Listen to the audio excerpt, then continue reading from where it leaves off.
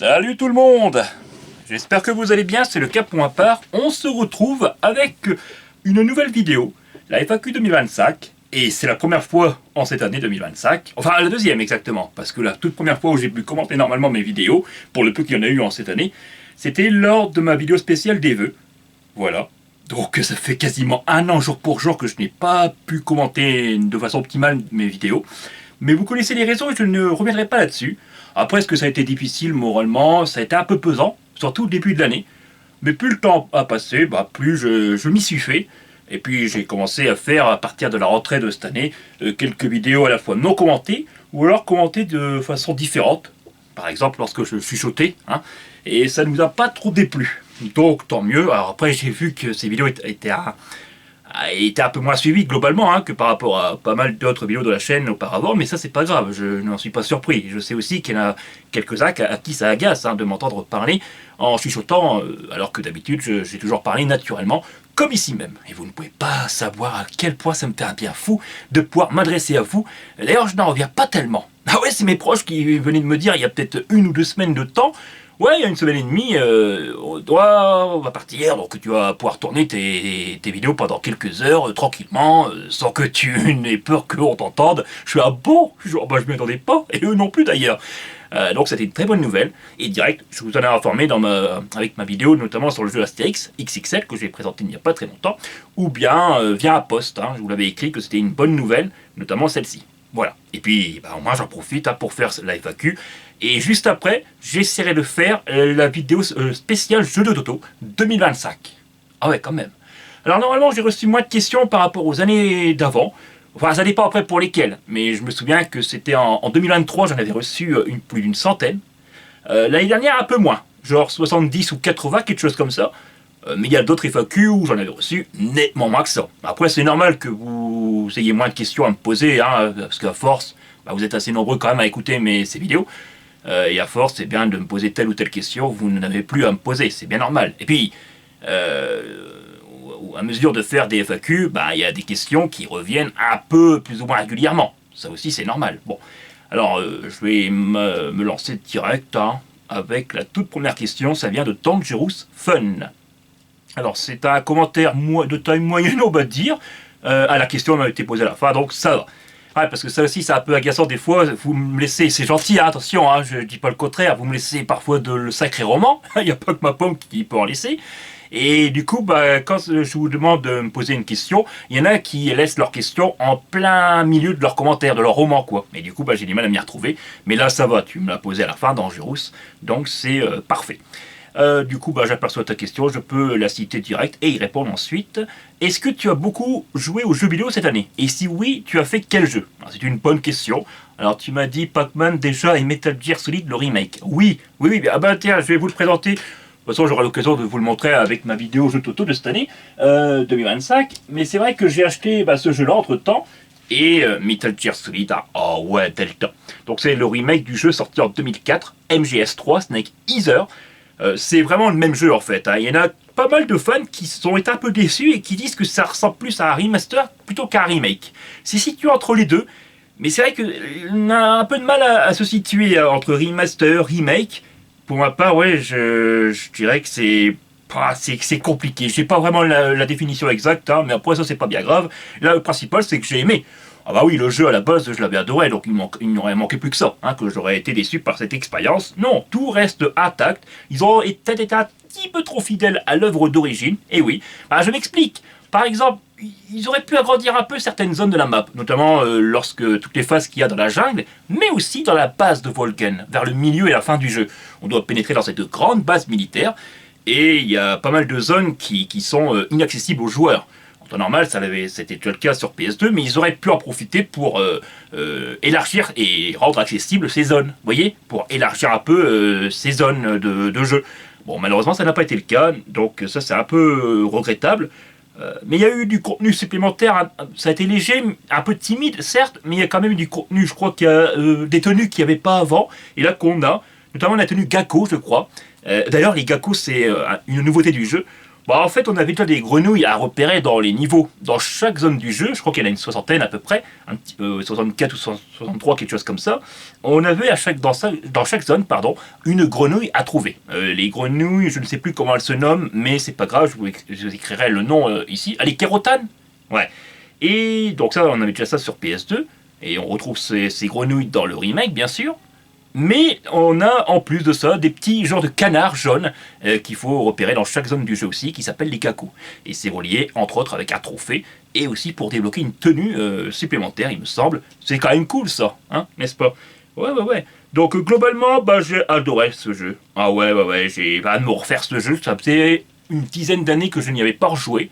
Je crois que la dernière fois c'était en 2012 à peu près. En 2013 par là, donc ouais, un peu plus de 10 ans.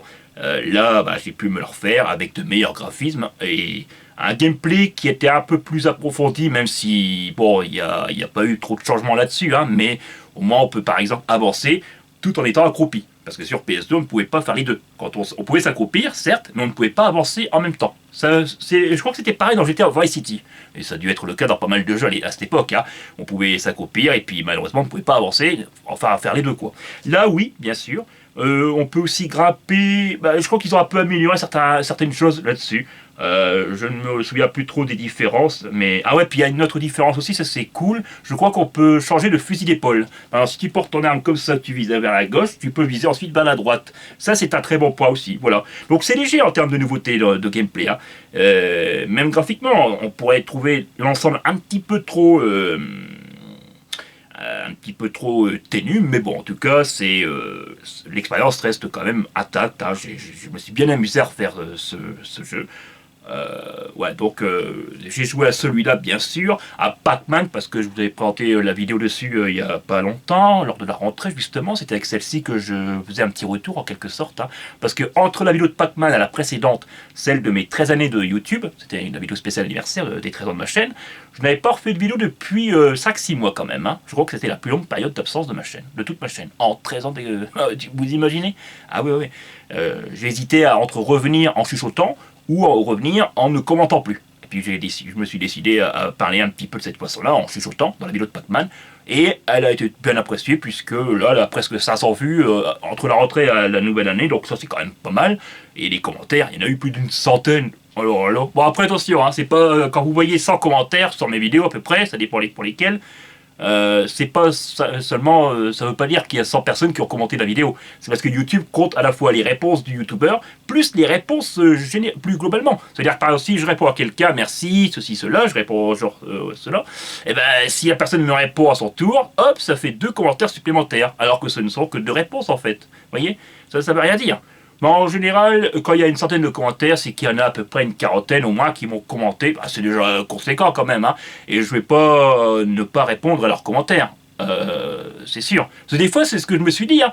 Ah, mais si je réponds à tout le monde, le problème c'est que ça va faire gonfler artificiellement le nombre de commentaires. Et après, il y a des gens qui pourraient se dire, oui, c'est bizarre, ceci, cela.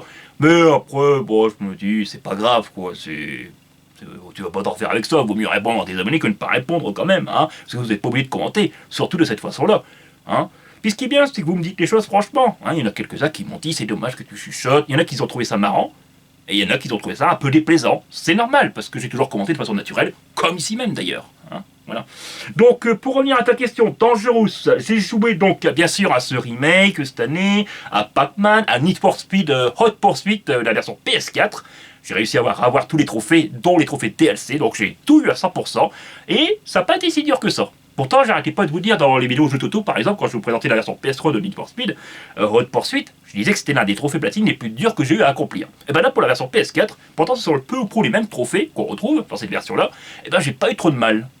Parce que les trophées les plus durs, à l'époque sur PS3, quand j'y avais joué en 2017 par là, c'était les trophées reliés aux médailles d'or. Alors, tu peux être policier et pilote. Et ça, c'était bien quand même d'avoir les deux. Et les missions, il y a certaines missions policières qui étaient très galères. Surtout celles où tu avais ton véhicule de police, tu devais foncer à vive allure, bien sûr, ne pas perdre trop de temps et arriver au point final sans bousiller ta voiture. Parce que si tu touches ne serait-ce qu'un muret ou quoi, tu perds des secondes. Alors si tu touches un muret, ça peut être 2 secondes de pénalité sur le temps. Si tu touches une voiture, là ça peut être 3 secondes. Et puis si tu te craches, voilà, c'est même pas la peine. Faut mieux recommencer la course direct. Donc il y a certaines courses de ce type qui ont été quand même bien galères, et pourtant j'ai pas eu trop de mal non, dans cette version-là. Bon. Après, c'est peut-être parce que je me suis rappelé de quelques. Bah, je l'avais déjà fait sur PS3, donc c'est peut-être pour ça aussi que le jeu, cette version-là, m'a paru plus simple. Voilà. Je me rappelle même les trophées de Need for Speed Hot Pursuit sur PS3, je les avais fait en partie avec mon frère Hank. Tour au tour, on se laissait la manette quoi. Quand l'un avait une médaille d'or, l'autre ensuite il essayait d'en avoir une sur une autre course et vice versa à chaque fois. Ouais. J'ai joué à quoi d'autre cette année? Bah évidemment beaucoup à Fall Guys, presque tous les jours, à la fois pour le mode classé, mais surtout pour le mode exploration. Hein. Et dedans, bah, je me suis fait un tas d'amis comme jamais dans Fall Guys. Ah ouais, grâce à ce mode-là, parce que bah il y a moins en moins de joueurs. Et les joueurs récurrents, ce sont eux qui restent, c'est logique. Et j'en suis un, bien sûr, et j'en fais partie. Et je vois pas mal de joueurs récurrents. Il y a par exemple KR, Inaria, hein, je m'en souviens de leur nom, Dusty, il y a Bovski aussi, il y a JW qui est ma meilleure amie dans Fall Guys. Alors, ça doit être une fille, je pense, mais dès qu'elle me voit, elle m'invite direct. Et bah, elle a bloqué ses paramètres sur son compte PlayStation. Ça veut dire que du coup, je ne peux pas lui écrire. Et je ne peux pas la demander en ami parce que tout est bloqué. C'est parmi ses paramètres. Mais ce que je peux comprendre. Parce que sur le PSN, bah, surtout si tu es un enfant ou tu es jeune, tu peux recevoir des messages vraiment intimidants ou des messages avec des photos et tout. Vous voyez un peu quoi. Ça m'est déjà arrivé de recevoir des messages avec des photos provocantes. Et j'imagine pas quand tu es un jeune quoi qui joue à la PlayStation et que tu vois ça, tu tombes sur ça, bon. Donc je peux comprendre qu'elle ait bloqué ses paramètres et bon, on s'écrit, vous savez comment? J'ai trouvé un moyen pour lui écrire quand même. C'est via mon profil.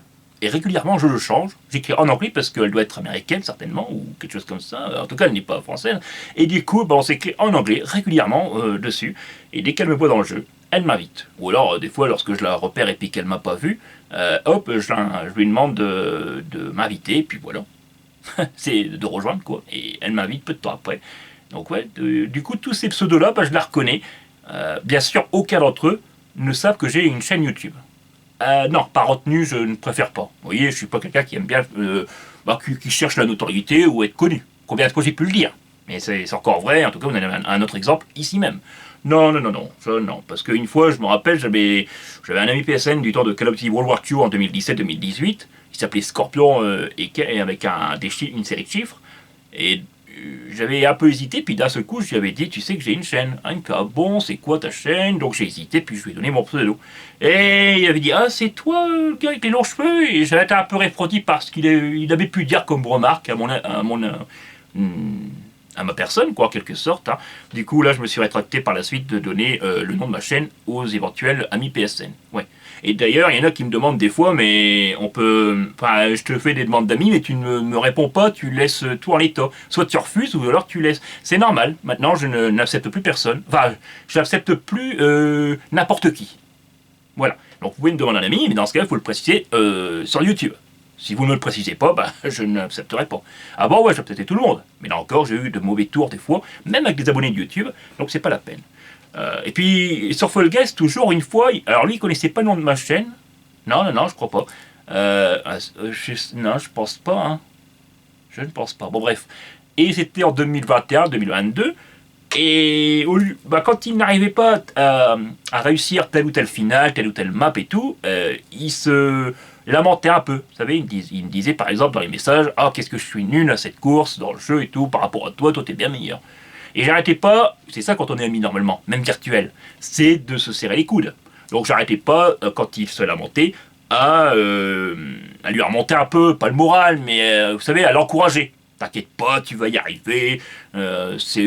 Personnellement, j'étais pareil. Hein, lorsque je découvrais le jeu, j'étais comme toi, j'y arrivais pas. Puis après, je m'en sors beaucoup mieux sur ces maps justement. Et il m'avait vu jouer en finale une fois. On était en groupe et au lieu de, j'avais perdu en deuxième place. C'est dommage. Lui, il avait perdu dès le début quasiment. Et au lieu de m'encourager, ah c'est dommage, ceci, cela, il dit ah qu'est-ce que ça pue chez toi. Ouais, donc il était un peu familier, c'est peut-être pas méchant, bien sûr. Et ça pue, ça veut dire qu'est-ce que t'es malchanceux, t'es poisseux, tout ça. Mais je l'ai très mal pris, et du coup, je l'ai retiré. Et depuis lors, je n'accepte plus les demandes d'amis comme ça. Parce que, encore une fois, quand on est amis, on est plutôt là pour se serrer et tout, s'encourager que de se rabaisser. Hein, c'est pas la peine de se foutre la pression en disant oh, qu'est-ce que t'es malchanceux ou voilà, t'es pas bon, quoi, là, t'as pas été bon. Non, je suis désolé quand même. Hein, ouais. Euh, bon, voilà. C'est pour ça que ne vous étonnez pas que je n'accepte plus comme ça les gens. Voilà. Sinon, ça m'arrive encore d'en accepter quelques-uns, mais c'est très très rare. Donc là, je réfléchis aux autres jeux que j'ai fait. Idle Champions, que je joue tous les jours, parce que c'est un jeu qui est renouvelé constamment par les développeurs. Presque chaque semaine, on a eu droit du nouveau contenu, de nouvelles mises à jour et tout. Ça, c'est sympa. Le jeu, il est sorti depuis 2017, je crois, et là, il est toujours soutenu par l'équipe de développement. Ça, c'est quand même vachement bien. Par contre, on peut pas en dire autant pour Fall Guys. Hein. Je sais pas, il parle de fusionner le jeu avec Fortnite. Ça me fait peur. Ah, ça me fait peur. Ça veut dire que si tu voudrais jouer à Fall Guys dans le futur, il faudrait en passer par Fortnite. Télécharger un jeu qui fait plus de 100 gigas alors que tu ne vas pas y jouer, mais uniquement pour un jeu qui n'en faisait que 5, en l'occurrence Fall Guys, je vous dis pas quoi. Hein. Déjà, en plus Fortnite, ça m'a toujours révulsé quoi. J'ai jamais été intéressé. Non, j'ai jamais joué une seule fois. J'ai même pas testé. Ah non, c'est comme ça. Ah, j'ai joué à quoi? Ah, Robocop, ça a été une petite révélation d'ailleurs, grâce au PS Plus, tout comme pour les jeux Pac-Man et Need for Speed Hot Pursuit. Au mois d'avril, je crois qu'ils avaient sorti Robocop et tout. D'ailleurs, ils en ont fait une suite là qui est sortie en juillet dernier. Et en avril, ouais, j'y avais joué à Robocop. Alors, il n'est sorti que sur PS5, mais j'ai adoré. C'est un FPS plutôt à l'ancienne, pour un.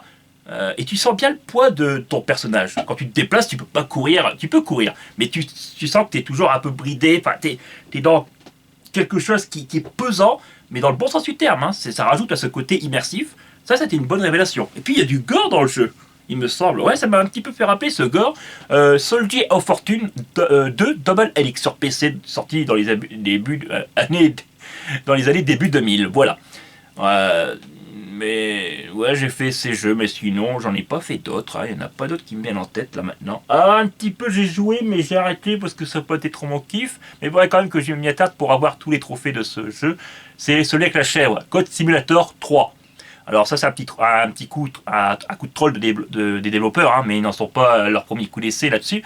Et d'ailleurs, c'est pour ça qu'on apprécie cette série hein, aussi. Ils appellent ça le 3 alors que c'est en vérité le 2. Il n'y a jamais eu de troisième opus, du moins pour l'instant. Ouais. Mais ils ont toujours été plutôt farfelus, originaux ces jeux, et c'est bien. Il en faut des jeux aussi comme ça, bien sûr. Voilà. Bon, c'est tout hein, ce que j'ai pu te citer. Ouais, bon c'est bon, voilà, t'avais qu'une seule question, c'est parfait. Nico, coucou à toi, deuxième question. Ah ouais, je me rappelle de celle-là. Je l'avais vu, je l'avais vu pourtant il y a 2 mois de temps quand tu me l'avais posé. Les questions, je les ai pas revues depuis, hein. Donc c'est pour ça que si je peux être hésitant parfois, cherchez pas. Si tu devais emporter un seul objet avec toi sur une île déserte, ce serait lequel? Alors, directement, il n'y a pas de truc qui m'est venu en tête, mais il y en a un quand même. C'est assez particulier, mais ce serait un cadre photo de mon entourage. Ouais, mon cercle intime. Comme ça, rien qu'en regardant ces photos, ça me donnerait de la force intérieure et surtout mentale. Et ouais, peut-être même physique qui vous dit. Ah ouais, parce que en réalité, je suis très attaché à mon cercle intime. C'est-à-dire que moi, je vais les voir à telle ou telle période de l'année, plus je vais être impacté un peu moralement. Ça va déteindre un peu sur ma personne. À l'inverse, plus je les vois et plus on est ensemble et qu'on s'épaule et tout, et plus je vais aller bien, quoi, et je vais avoir plus confiance en ma pomme et tout.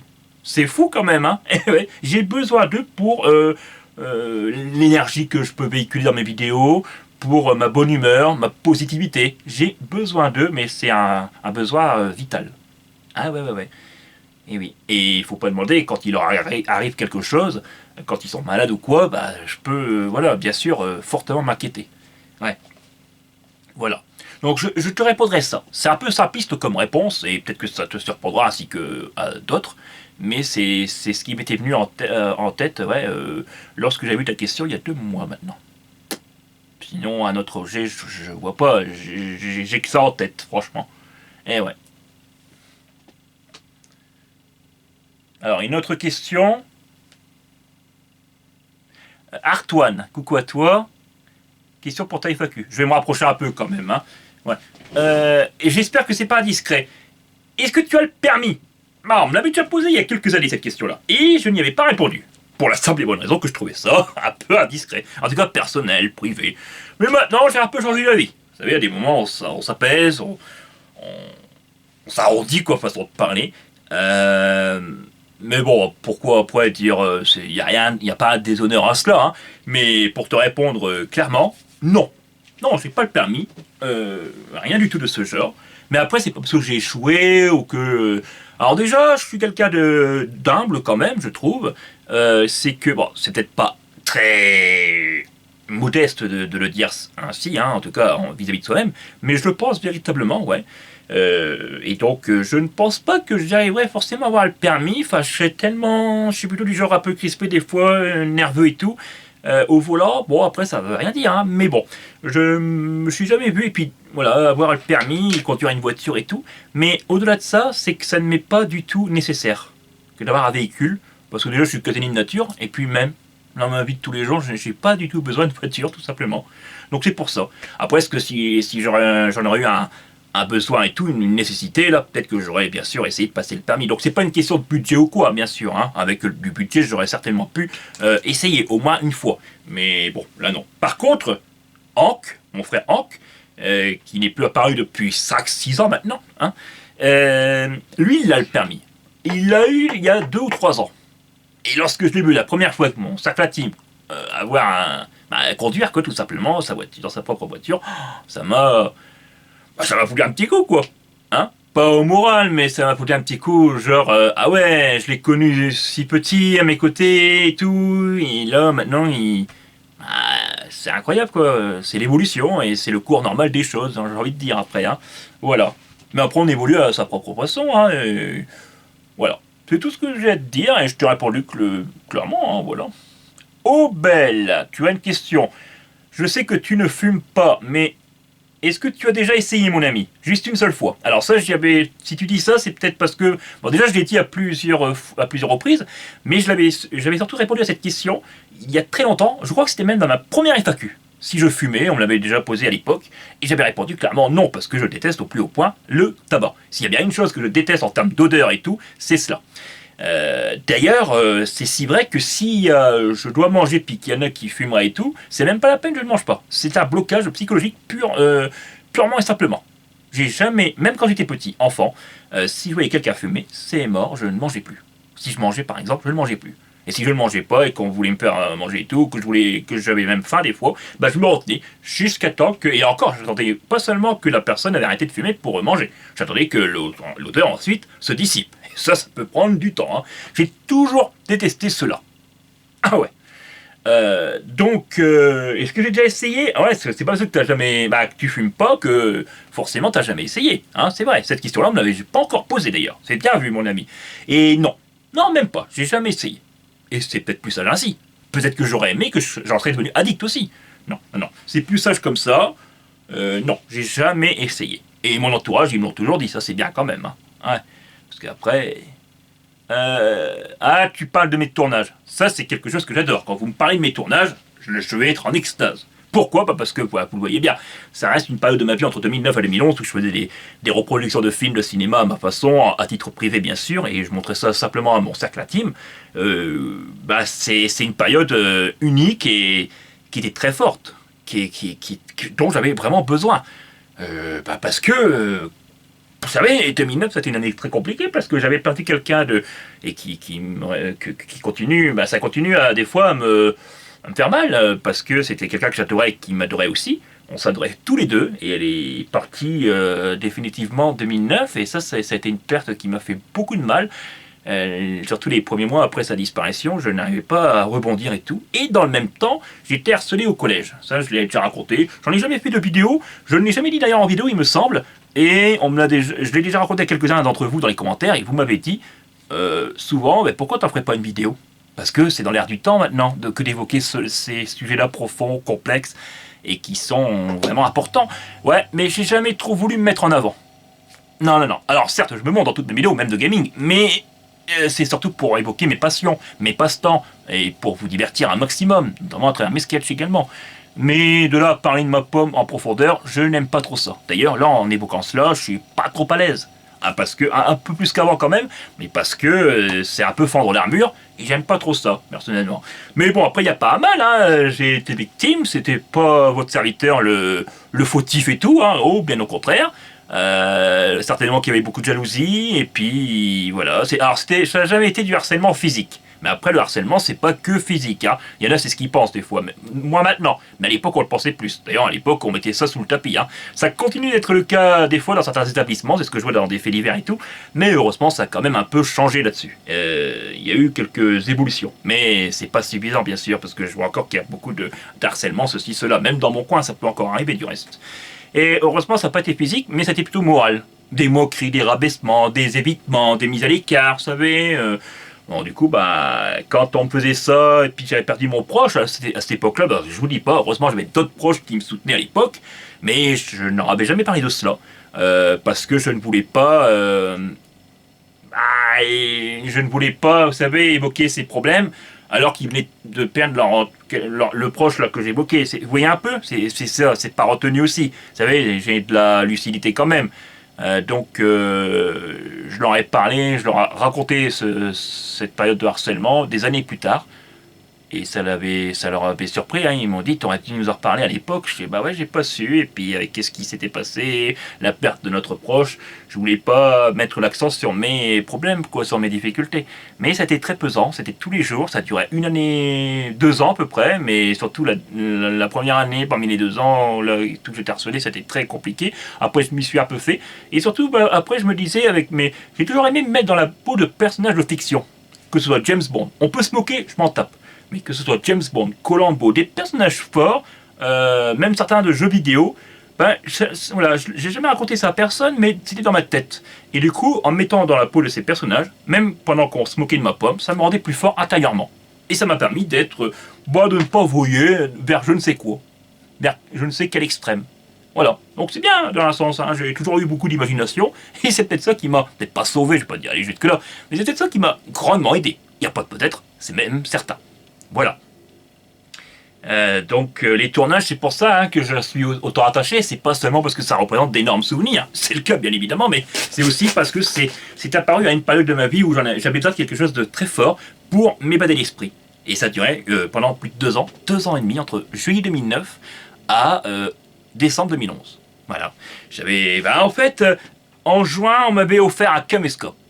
Quelques mois plus tard, après la perte de ce proche, on m'avait offert un caméscope avec une carte SD. C'était la première fois que j'en avais un, pas de caméscope, mais en tout cas un caméscope pareil. Avant j'avais des caméscopes, mais avec des cassettes là et tout. Là, avec une carte SD, c'était tellement plus pratique qu'un mois plus tard, j'ai trouvé une façon de faire bien particulière pour faire mes montages de films. C'était avec un VCR, donc un magnétoscope. À force de rembobiner, d'enregistrer, de rembobiner et tout, les bons passages, je voyais qu'il y avait une continuité dans les plans, dans les scènes, et même pour faire des films. Et donc, j'en ai fait quelques-uns. Au début, il n'y avait pas de fin pour ces films parce que j'ai eu beaucoup de mal et tout. Puis, en 2010, j'ai pu produire mes premiers films avec fin. Et j'avais pu reproduire à ma façon, à la fois Le Pic de Dante avec Pierce Brosnan. C'était très... Alors ça, je l'ai plus, la cassette. Je l'ai perdue à jamais pendant le déménagement. Mais j'aimerais bien la revoir parce que c'est dans ce film où j'avais les cheveux les plus courts. Et je m'en foutais de l'absence de réalisme total dans ce film. Vraiment, le principal, c'était le fait que j'avais pu faire un film de A à Z, même si c'était une reproduction. Et je me rappelle que le film, il durait 1h45 à peu près, le vrai film de cinéma, alors que ma version durait 2h16. Ça, c'est normal, c'est à cause du montage qui était très mauvais, mais le simple fait d'avoir fait un film de A à Z, c'était mon unique but avec ce premier film ayant une fin. Ensuite, la deuxième fois, c'était un GoldenEye que j'ai pu reproduire, James Bond, eh oui, en faisant tous les personnages principaux, même féminins. Alors ça, on pourrait se dire ceci, cela, hein, ouais, mais c'était peut-être bien que j'ai fait ça finalement. Parce que, vous savez, maintenant, j'aurais peut-être tourné avec des personnes de la vraie vie qui auraient fait des rôles de Bond Girl. Et qui sait, peut-être qu'elles auraient fait exprès d'aller dire des trucs qui n'étaient pas vrais. Genre il m'a touché alors que c'était pas vrai, hein, que j'en aurais été incapable. Vous savez, hein, maintenant ça devient fréquent, hein, des trucs comme ça, des mois pour se retourner contre une personne. Qu'est-ce qu'il y en a qui ferait pas? Donc le simple fait d'avoir tourné tout seul tous mes rôles, même féminins, bon, c'est peut-être ridicule, mais valait mieux, je pense. Voilà, moi je pouvais Voilà, j'étais en confiance totale. Ouais, donc j'ai fait GoldenEye, Meurt un autre jour, 007, et ensuite Le Libre Témoin, un épisode de Columbo. Et ça reste ma meilleure reproduction à ce jour. Voilà. Donc cette période-là, elle m'est très chère. Elle m'est très chère, évidemment. Et je pense que tu fais allusion à ça. C'est sur les cigares. Ouais, c'est parce que tu m'as vu, t'as vu des extraits de ma pomme en train d'en avoir un dans les mains, allumé en plus, et en train de jouer Columbo. Alors je reviens à toi, Obel. Désolé pour ces parenthèses que j'ouvre, hein, mais en même temps, ça faisait tellement longtemps que je n'avais pas pu m'adresser à vous, hein, forcément. Hein, il va y en avoir plusieurs des parenthèses, je pense bien. Tu l'as jamais dit, et on peut voir sur tes tournages que tu tournais avec de vrais cigares allumés. Tu n'en as jamais fumé un seul? Non. Non, c'est ce que j'ai raconté à mes proches, qui avaient été un petit peu étonnés d'ailleurs à l'époque. Hein. Doublement surpris. Premièrement, un vrai cigare allumé dans mes mains, avec l'odeur qui s'y forte du cigare, ils se sont dit, toi qui détestes le tabac, ça t'a pas... ça a dû être accommodant pour toi. Et lorsque je leur ai dit que finalement l'odeur ne me déplaisait pas spécialement, là ils ont été doublement surpris. Ah ouais. Et ils ont été en pleine déroute quoi en quelque sorte. Hein.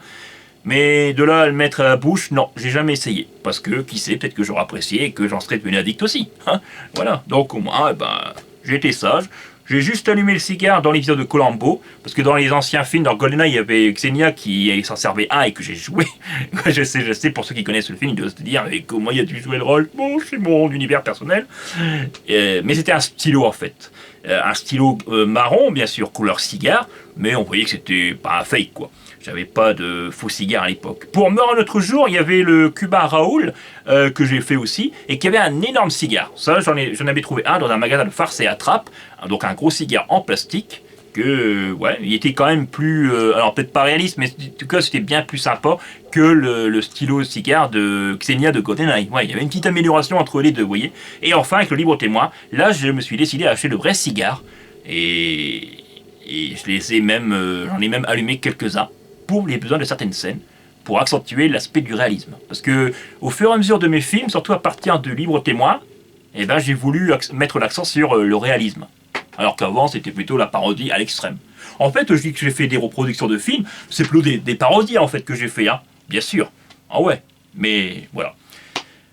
D'ailleurs, j'ai la pochette de ce Columbo là que j'évoque du Libre Témoin. Ouais. Il y en avait un une fois, pour une ancienne FAQ. Il m'avait dit, mais c'est toi sur la pochette là derrière. Je m'étais étonné, je ne m'attendais pas. Et j'avais répondu, bah oui, c'était sur un livre de Columbo. Bah là, voilà. Alors je faisais ça, je mettais tout le temps l'année en dessous, le nom, le genre de film policier au-dessus, et puis bien sûr au milieu le titre. Et derrière, c'était le premier film où j'avais créé un boîtier avec des photos de ma pomme. Car pour les anciens, non. Voilà. Et dedans, il y a aussi... Alors malheureusement, avec l'humidité, c'est un petit peu effacé, tu voyez. Ouais, encore Columbo. Eh oui. Donc c'est mon film préféré. Hein. Pourtant j'adore James Bond, mais c'est plus des parodies en fait. Tandis que là, c'était plus mature comme production. Mais après c'était d'autant plus facile qu'il n'y avait pas de scène dans Columbo. Il n'y a pas de scène d'action. Il y en a, ou alors très peu pour le peu qu'il y en a. Et dans le Libre Témoin, autrement dit, il n'y en a pas. Hein. C'était que du blabla pratiquement. Mais du blabla bien plus subtil qu'un film comme James Bond par exemple. Hein, surtout Meurt un autre jour. Passer de Meurt un autre jour au Libre Témoin, ça a été... ah ouais, c'est le jour et la nuit, quoi. Mais j'adore les deux films. Le Libre Témoin pour son sérieux, pour l'accent mis sur les personnages, que j'avais voulu tous faire différemment. D'ailleurs, j'en ai joué beaucoup moins que dans les films précédents, pour toujours accentuer cet aspect-là. Et puis, dans le Meurt un autre jour, je l'adore. Mon Meurt un autre jour, je l'adore parce que c'est du gros divertissement. Voilà, il y a le montage qui était dynamique, l'ambiance sonore que j'avais réussi à mettre presque l'intégralité des musiques et tout. Bon, bref. Ouais. Et la cigarette électronique. Dernière question de Obel. Je suis à la cigarette électronique comme plein de potes. Ah, d'accord. Non plus. Par contre, j'en ai pas mal dans mon entourage qui, c'est vrai, s'y sont mis. Ils n'ont jamais fumé, mais ils s'y sont mis à ça. Et c'est un avis personnel, c'est pas un jugement. Mais quand t'as jamais fumé, je trouve, et que tu te mets à la cigarette électronique, ça peut être un tremplin vers la vraie cigarette. En fait, pour ma part, la cigarette électronique, ça doit être... D'ailleurs, ça doit être ça, c'est comme ça que ça a été dit. Hein.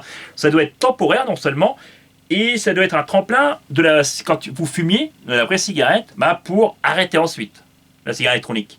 Tandis que là, il y a de plus en plus de jeunes, c'est vrai, même dans mon entourage, c'est ce que je vois, qui n'ont jamais fumé, qui s'y sont mis à la cigarette électronique, et ça est arrivé, parmi certains d'entre eux, qui se sont mis ensuite à la vraie cigarette.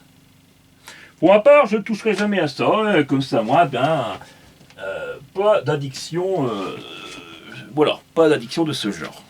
Voilà. Allez, je passe maintenant à d'autres questions en étant un peu moins...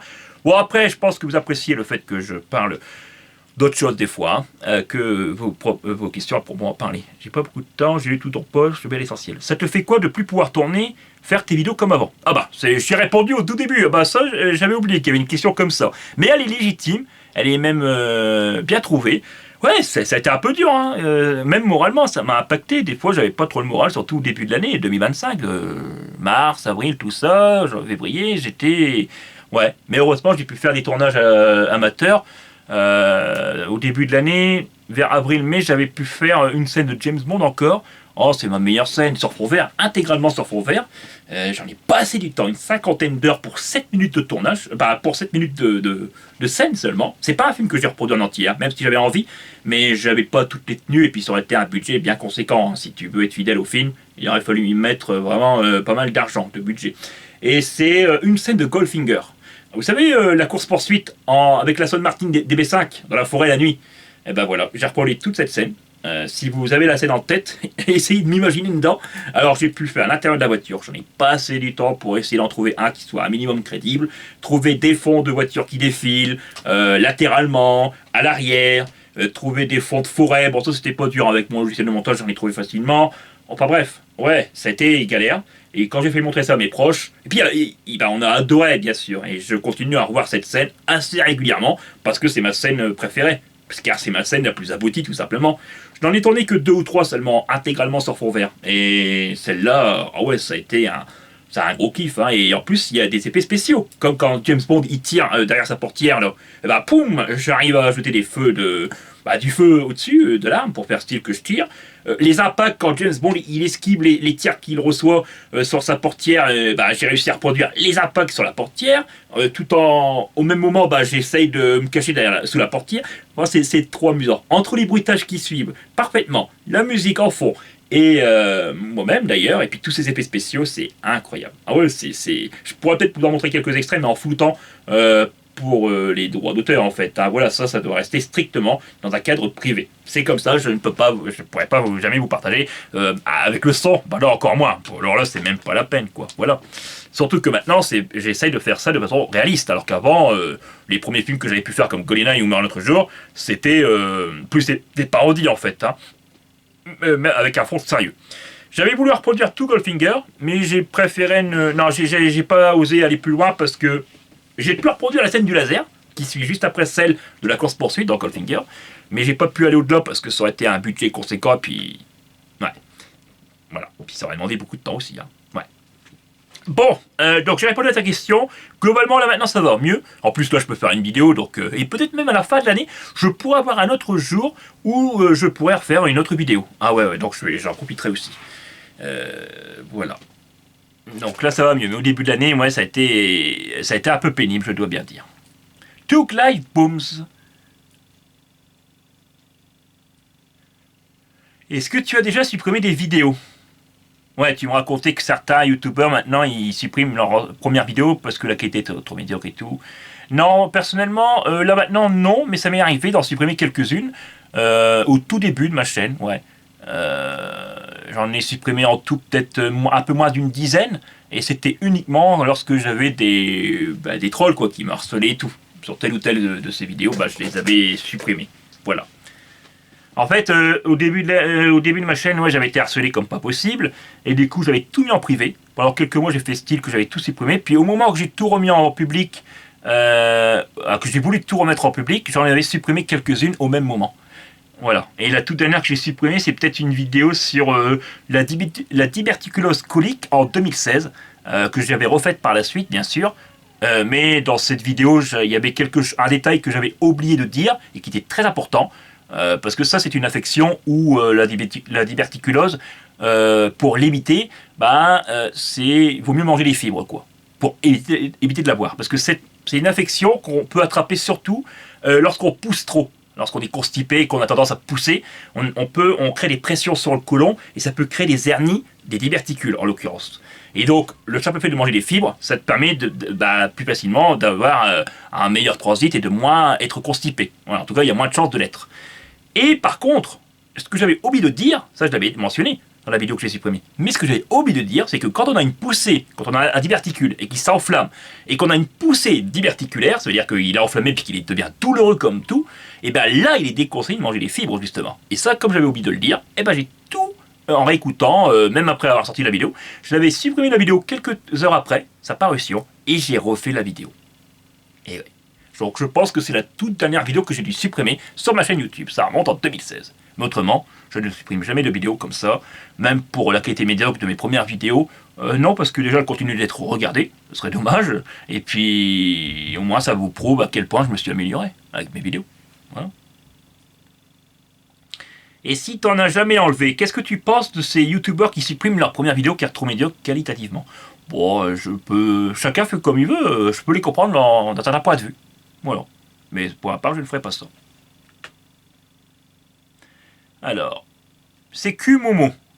Comment t'es venu l'idée de reproduire des films de cinéma comme sur James Bond? Ah, bah, c'est ce que j'ai raconté en fait.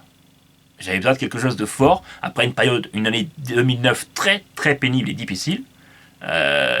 Heureusement, j'avais le soutien de mes proches. D'ailleurs, sans le soutien de mes proches, aussi bien affectifs que financiers, je n'aurais jamais pu créer mon petit univers personnel avec mes films. Amateurs. Ça aurait été impossible parce que c'est bien eux qui m'ont acheté ceci, cela, comme des vestes de costume. Avant, je n'en avais pas en 2009. Non. Il y a eu un proche qui m'en avait donné une de veste, un costume pêche complet qu'il m'avait offert. Quand je l'avais porté ensuite, il me disait ça m'allait bien. Et là, j'étais tellement heureux. Et du coup, d'autres proches, par la suite, m'ont acheté mes premiers costumes. Et ils n'ont eu de cesse que de m'acheter des trucs régulièrement, comme des chemises, des cravates. C'est simple, entre 2009 à 2011, quand je faisais mes films, on a dû m'acheter une cinquantaine, si c'est pas plus, de chemises. Une cinquantaine de cravates, une vingtaine de vestes de costumes. Ah ouais, j'ai toujours été gâté de toute façon. Mais là, ouais, parce qu'ils voyaient que ça me faisait du bien de faire ça quand ils partaient puis que je tournais mes films amateurs et que ça me permettait de rebondir quand même moralement. Parce qu'au début, je faisais que pleurer quoi, quand je ne faisais pas mes films. Il a fallu que ce proche m'achète ce caméscope là en juin 2009, puis que j'ai pu découvrir le montage par VCR en juillet, donc un mois plus tard, et que je tente mes premiers films, pour que là ensuite m'est venue l'idée de reproduire des films de cinéma à ma façon. Et ça m'a diverti comme jamais, aussi bien sur les tournages, pendant l'absence de mes proches, que durant les montages. Et puis quand je finissais un film de A à Z, comme GoldenEye, Mort un autre jour, hop, je présentais ça comme au cinéma à mon cercle intime. Voilà. Et on regardait ça dans le salon. Et c'était gratifiant, c'était génialissime. Voilà. Puis on rigolait bien. On rigolait un peu de tout. Des moments, j'étais hilarant dans certaines scènes, dans certains extraits. Et puis, voilà. Et puis, au moins, je les ai divertis aussi. Même quand eux, ça allait moins bien, moralement et tout, il y avait des périodes de mou, le simple fait de montrer des scènes que j'ai pu faire dans des films amateurs, ça leur... voilà, donc c'était gagnant-gagnant en fait. C'est un ensemble de raisons. Voilà. Mais sinon, mes films amateurs, j'aurais jamais pu les faire sans le soutien des proches, hein, je le redis. Non. Non. Si j'ai pu rebondir après une année compliquée 2009, c'est surtout grâce au soutien de mes proches, et au fait que j'ai pu créer cet univers, ce cocon. Mais cet univers n'aurait jamais pu être créé sans leur soutien. Ça, c'est clair et net. Voilà. Est-ce que tu aurais aimé en faire plus? Alors, des films de James Bond, j'en ai fait 4, 2 inachevés, entre... Attendez, je vais prendre ça. Voilà. Non, c'était un truc qui allait tomber. J'ai fait 4 films entre juillet à août 2009, j'en ai fait 2, mais qui n'avaient pas de fin. C'était mon propre scénario, mais c'était catastrophique. Aussi bien en termes de montage, de scénario, j'ai jamais été un bon scénariste de toute façon. En termes d'ambiance, il n'y avait rien qui allait. Mais rien du tout. À tel point que je n'avais même pas de veste de costume dans ces films. Du coup, je portais pour le bas une veste un gilet que j'avais pas pour faire une veste de costume. Bon, j'avais quand même une cravate, mais je portais toujours la même. Je portais toujours les mêmes chemises parce que je n'en avais pas beaucoup. Et je portais un bas de... Ça dépend, ça pouvait être un bas choking par exemple. Ah ouais, ou un jean foncé. Mais j'avais pas de pantalon de costume. C'est à partir de septembre que là j'ai commencé à avoir mes premiers costumes. Et qu'ensuite j'ai pu faire mon premier 007 avec une fa, mais qui n'était pas issu de mon imagination, contrairement aux deux premiers, mais issu d'une reproduction de vrais films, GoldenEye. Voilà. Et je l'ai fait par 2 fois. Entre février à avril 2010, j'ai tellement pas aimé. Enfin, j'ai aimé, mais j'étais déçu. Je me suis dit, non, il faut que je le refais. Et entre avril à mai 2010, là, je l'ai refait entièrement pour une 2e fois. Et c'est bon, là, j'ai bien aimé à l'époque. Ouais. Vous imaginez? Ah ouais, c'est original. Je pense qu'il n'y a même personne sur Terre qui a déjà imaginé à faire à reproduire des films de cinéma, quoi. Mais bon, voilà. Après, on est tous uniques, hein, bien sûr. Mais et oui, ça m'a fait un bien fou. Puis après, GoldenEye, j'ai fait Mort un autre jour. Et ça a été mon dernier 007. Ouais, j'ai fait le premier de Pierce Brosnan et le dernier de celui-ci, mais pas les deux premiers, pas les deux situés au milieu. Demain ne meurt jamais en l'occurrence, et le monde ne suffit pas. Bah, pour le dernier, il y avait des scènes qui auraient été compliquées quand même, notamment celle qui se passait sous l'eau à la fin.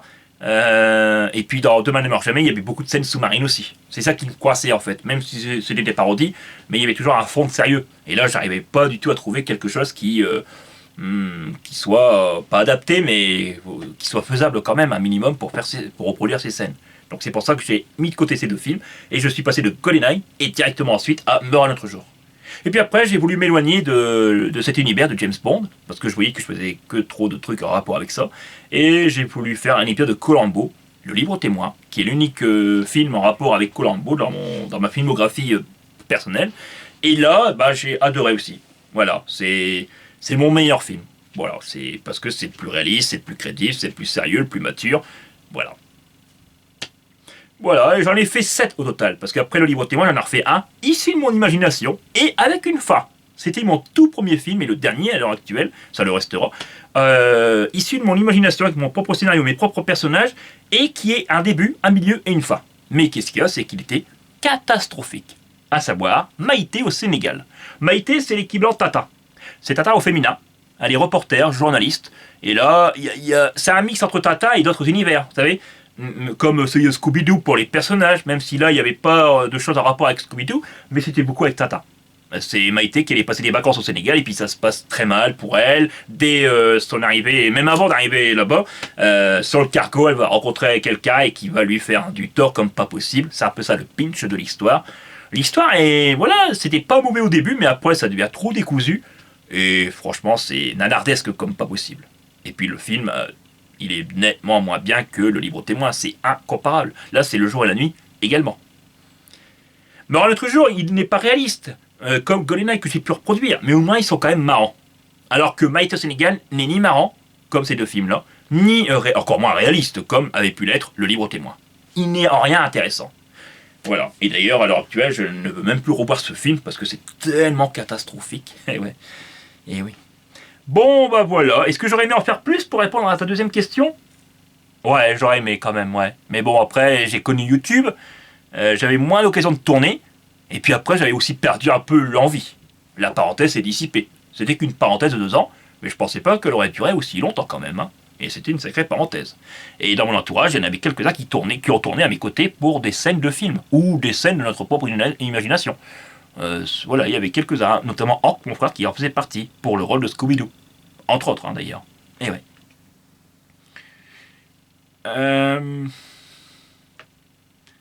Dylan le ouf. J'espère que je vais pas rater une question. Tu as déjà vu des vidéos, surtout du côté US, qui présentent des jeux vite faits, comme tous les jeux FPS de la PS3 par exemple? Ouais, ça m'est déjà arrivé, notamment pour des jeux PS2. Ah, c'était ça comme question? Oui, j'ai déjà vu. Ah, non, il y en a une autre, de toi, Dylan. Je me lance. Elle est perso. Ah bah c'est pas une question alors. Quel est ton signe astrologique, Toto? À votre avis? Un animal qui a horreur de la couleur rouge. En tout cas, qui en devient très furieux dès qu'il la voit.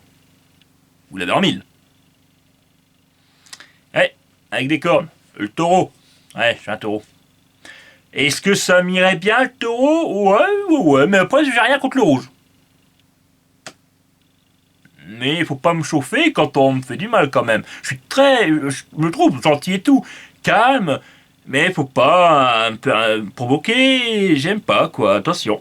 Voilà, j'aime pas qu'on se foute de ma poire et tout, dans la vraie vie, mais heureusement avec mon cercle intime, j'ai que maintenant, moi avec eux je ne suis pas déçu. J'ai rien de... Voilà quoi. J'ai rien de ce genre quoi, j'ai pas besoin de m'échauffer parce qu'on s'entend à merveille. Picture ou picture copter. Entre avoir une suite à Canis Canem et une suite de L.A. Noir, tu choisis quoi? Alors, L.A. Noir, j'ai adoré. Canis Canem, j'ai bien aimé, mais un peu moins quand même que L.A. Noir.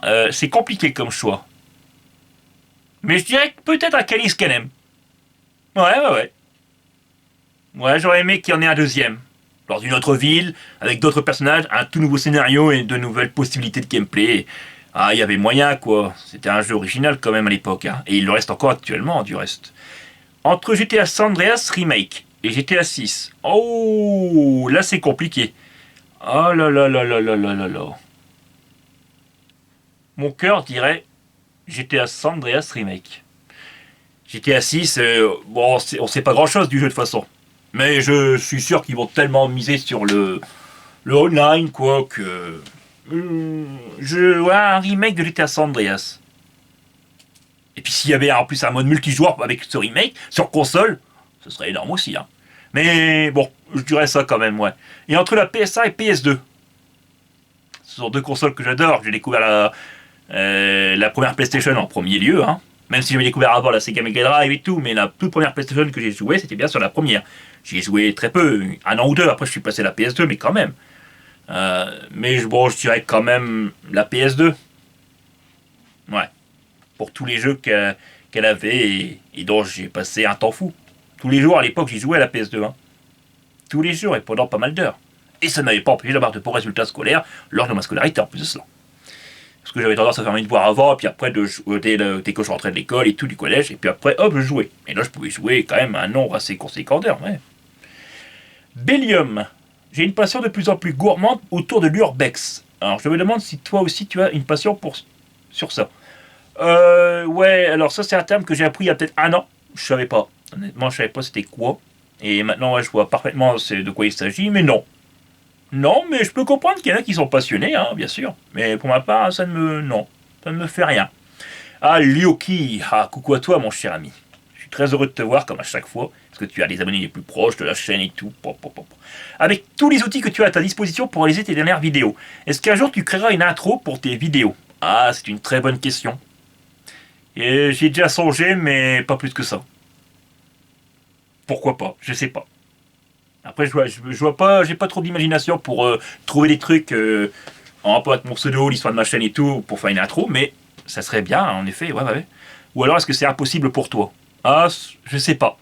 Je dirais pas impossible, mais ça serait difficilement faisable. Je sais pas si je serais capable d'en créer une. Je sais pas, mais c'est une très bonne question.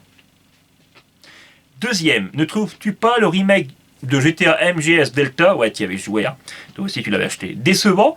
Et est-ce que tu penses comme moi que c'est plus un remaster plutôt qu'un remake? Oui, comme pas mal de gens en fait, hein, qui l'ont acheté et qui sont de ton avis, Yuki. Effectivement,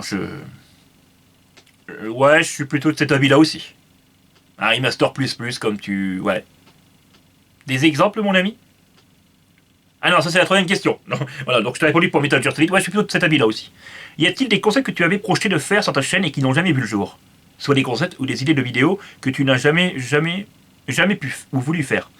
Et est-ce qu'il y a des exemples, mon ami? Oui, il y avait un jeu télévisé, l'émission d'Arthur, dans les années 2000, 2004, par là, ça démarre en 2004 d'ailleurs, Apprendre ou à laisser.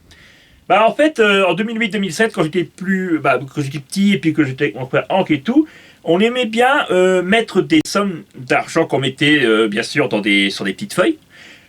Par exemple, l'un de nous deux, il était le présentateur, donc il allait mettre les sommes, bien sûr, dans les boîtiers de jeux vidéo, genre une vingtaine.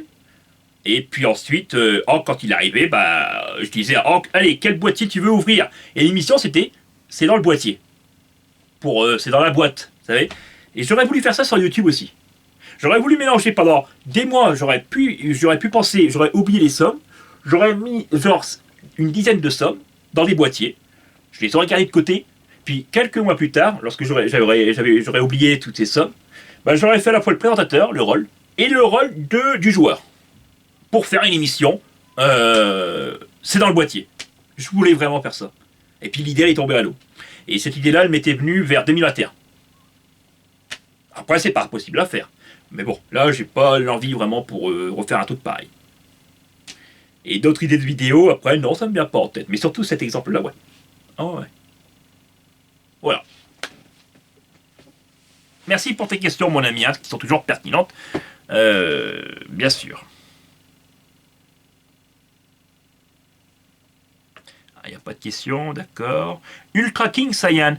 Est-ce que bientôt à la fin de Fall Guys, tu penses de même? Ah, toi, tu penses que c'est bientôt la fin du jeu? Aïe, aïe, aïe. Il y en a quelques-uns qui pensent. Hein. J'ai peur. J'en ai un peu peur. Pas une fin qui arriverait tout de suite, hein, bien sûr, mais peut-être d'ici un an ou deux. En tout cas, là, je crois que le jeu, d'après certains fans, il est mis en pilote automatique. C'est-à-dire que là, pendant un an, les développeurs, ils ont prévu de sortir des trucs en rapport avec le jeu, mais des trucs basiques, comme un nouveau Season Pass, comme un nouveau pass, donc un nouveau... bah voilà, que des cosmétiques qui sont reliés au pass, mais c'est tout. Et puis renouveler les modes classés.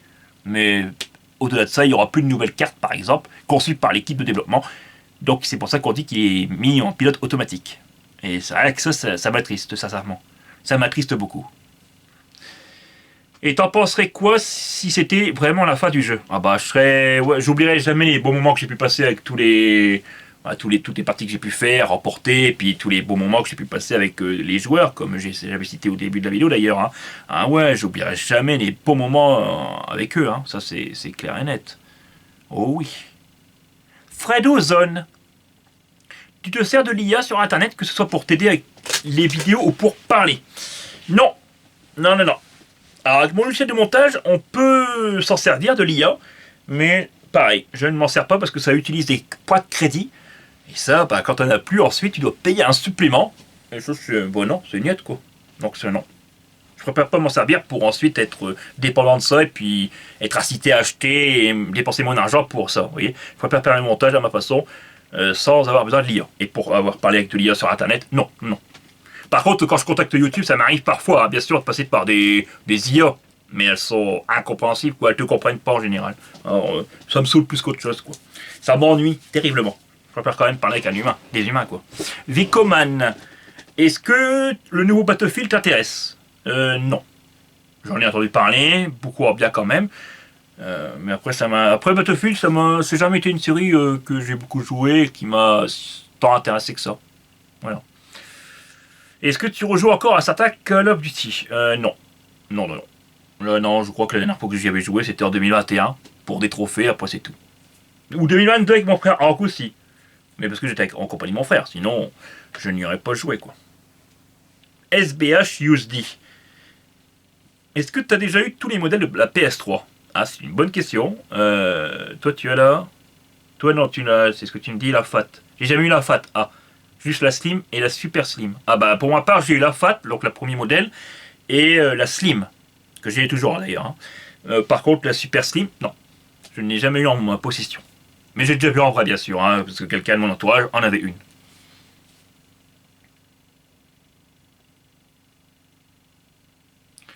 Master Pro COD. Je voulais juste savoir si tes maladresses ont eu un impact dans ta vie. Jugement, rabaissement, mépris.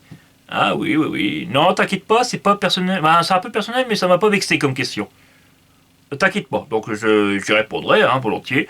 Donc globalement, non, c'est plutôt l'inverse, quoi. Ça m'attire de la sympathie. Ah, pour mon sac intime, hein, bien sûr. Hein. Peut-être pour les anciens proches là que je ne côtoie plus maintenant, eux, ouais, certainement, ils ont dû me rabaisser là-dessus. Et puis après, bah, c'est comme ça qu'à force que t'es rabaissé, tu te convaincs toi-même d'être comme ce qu'ils pensent.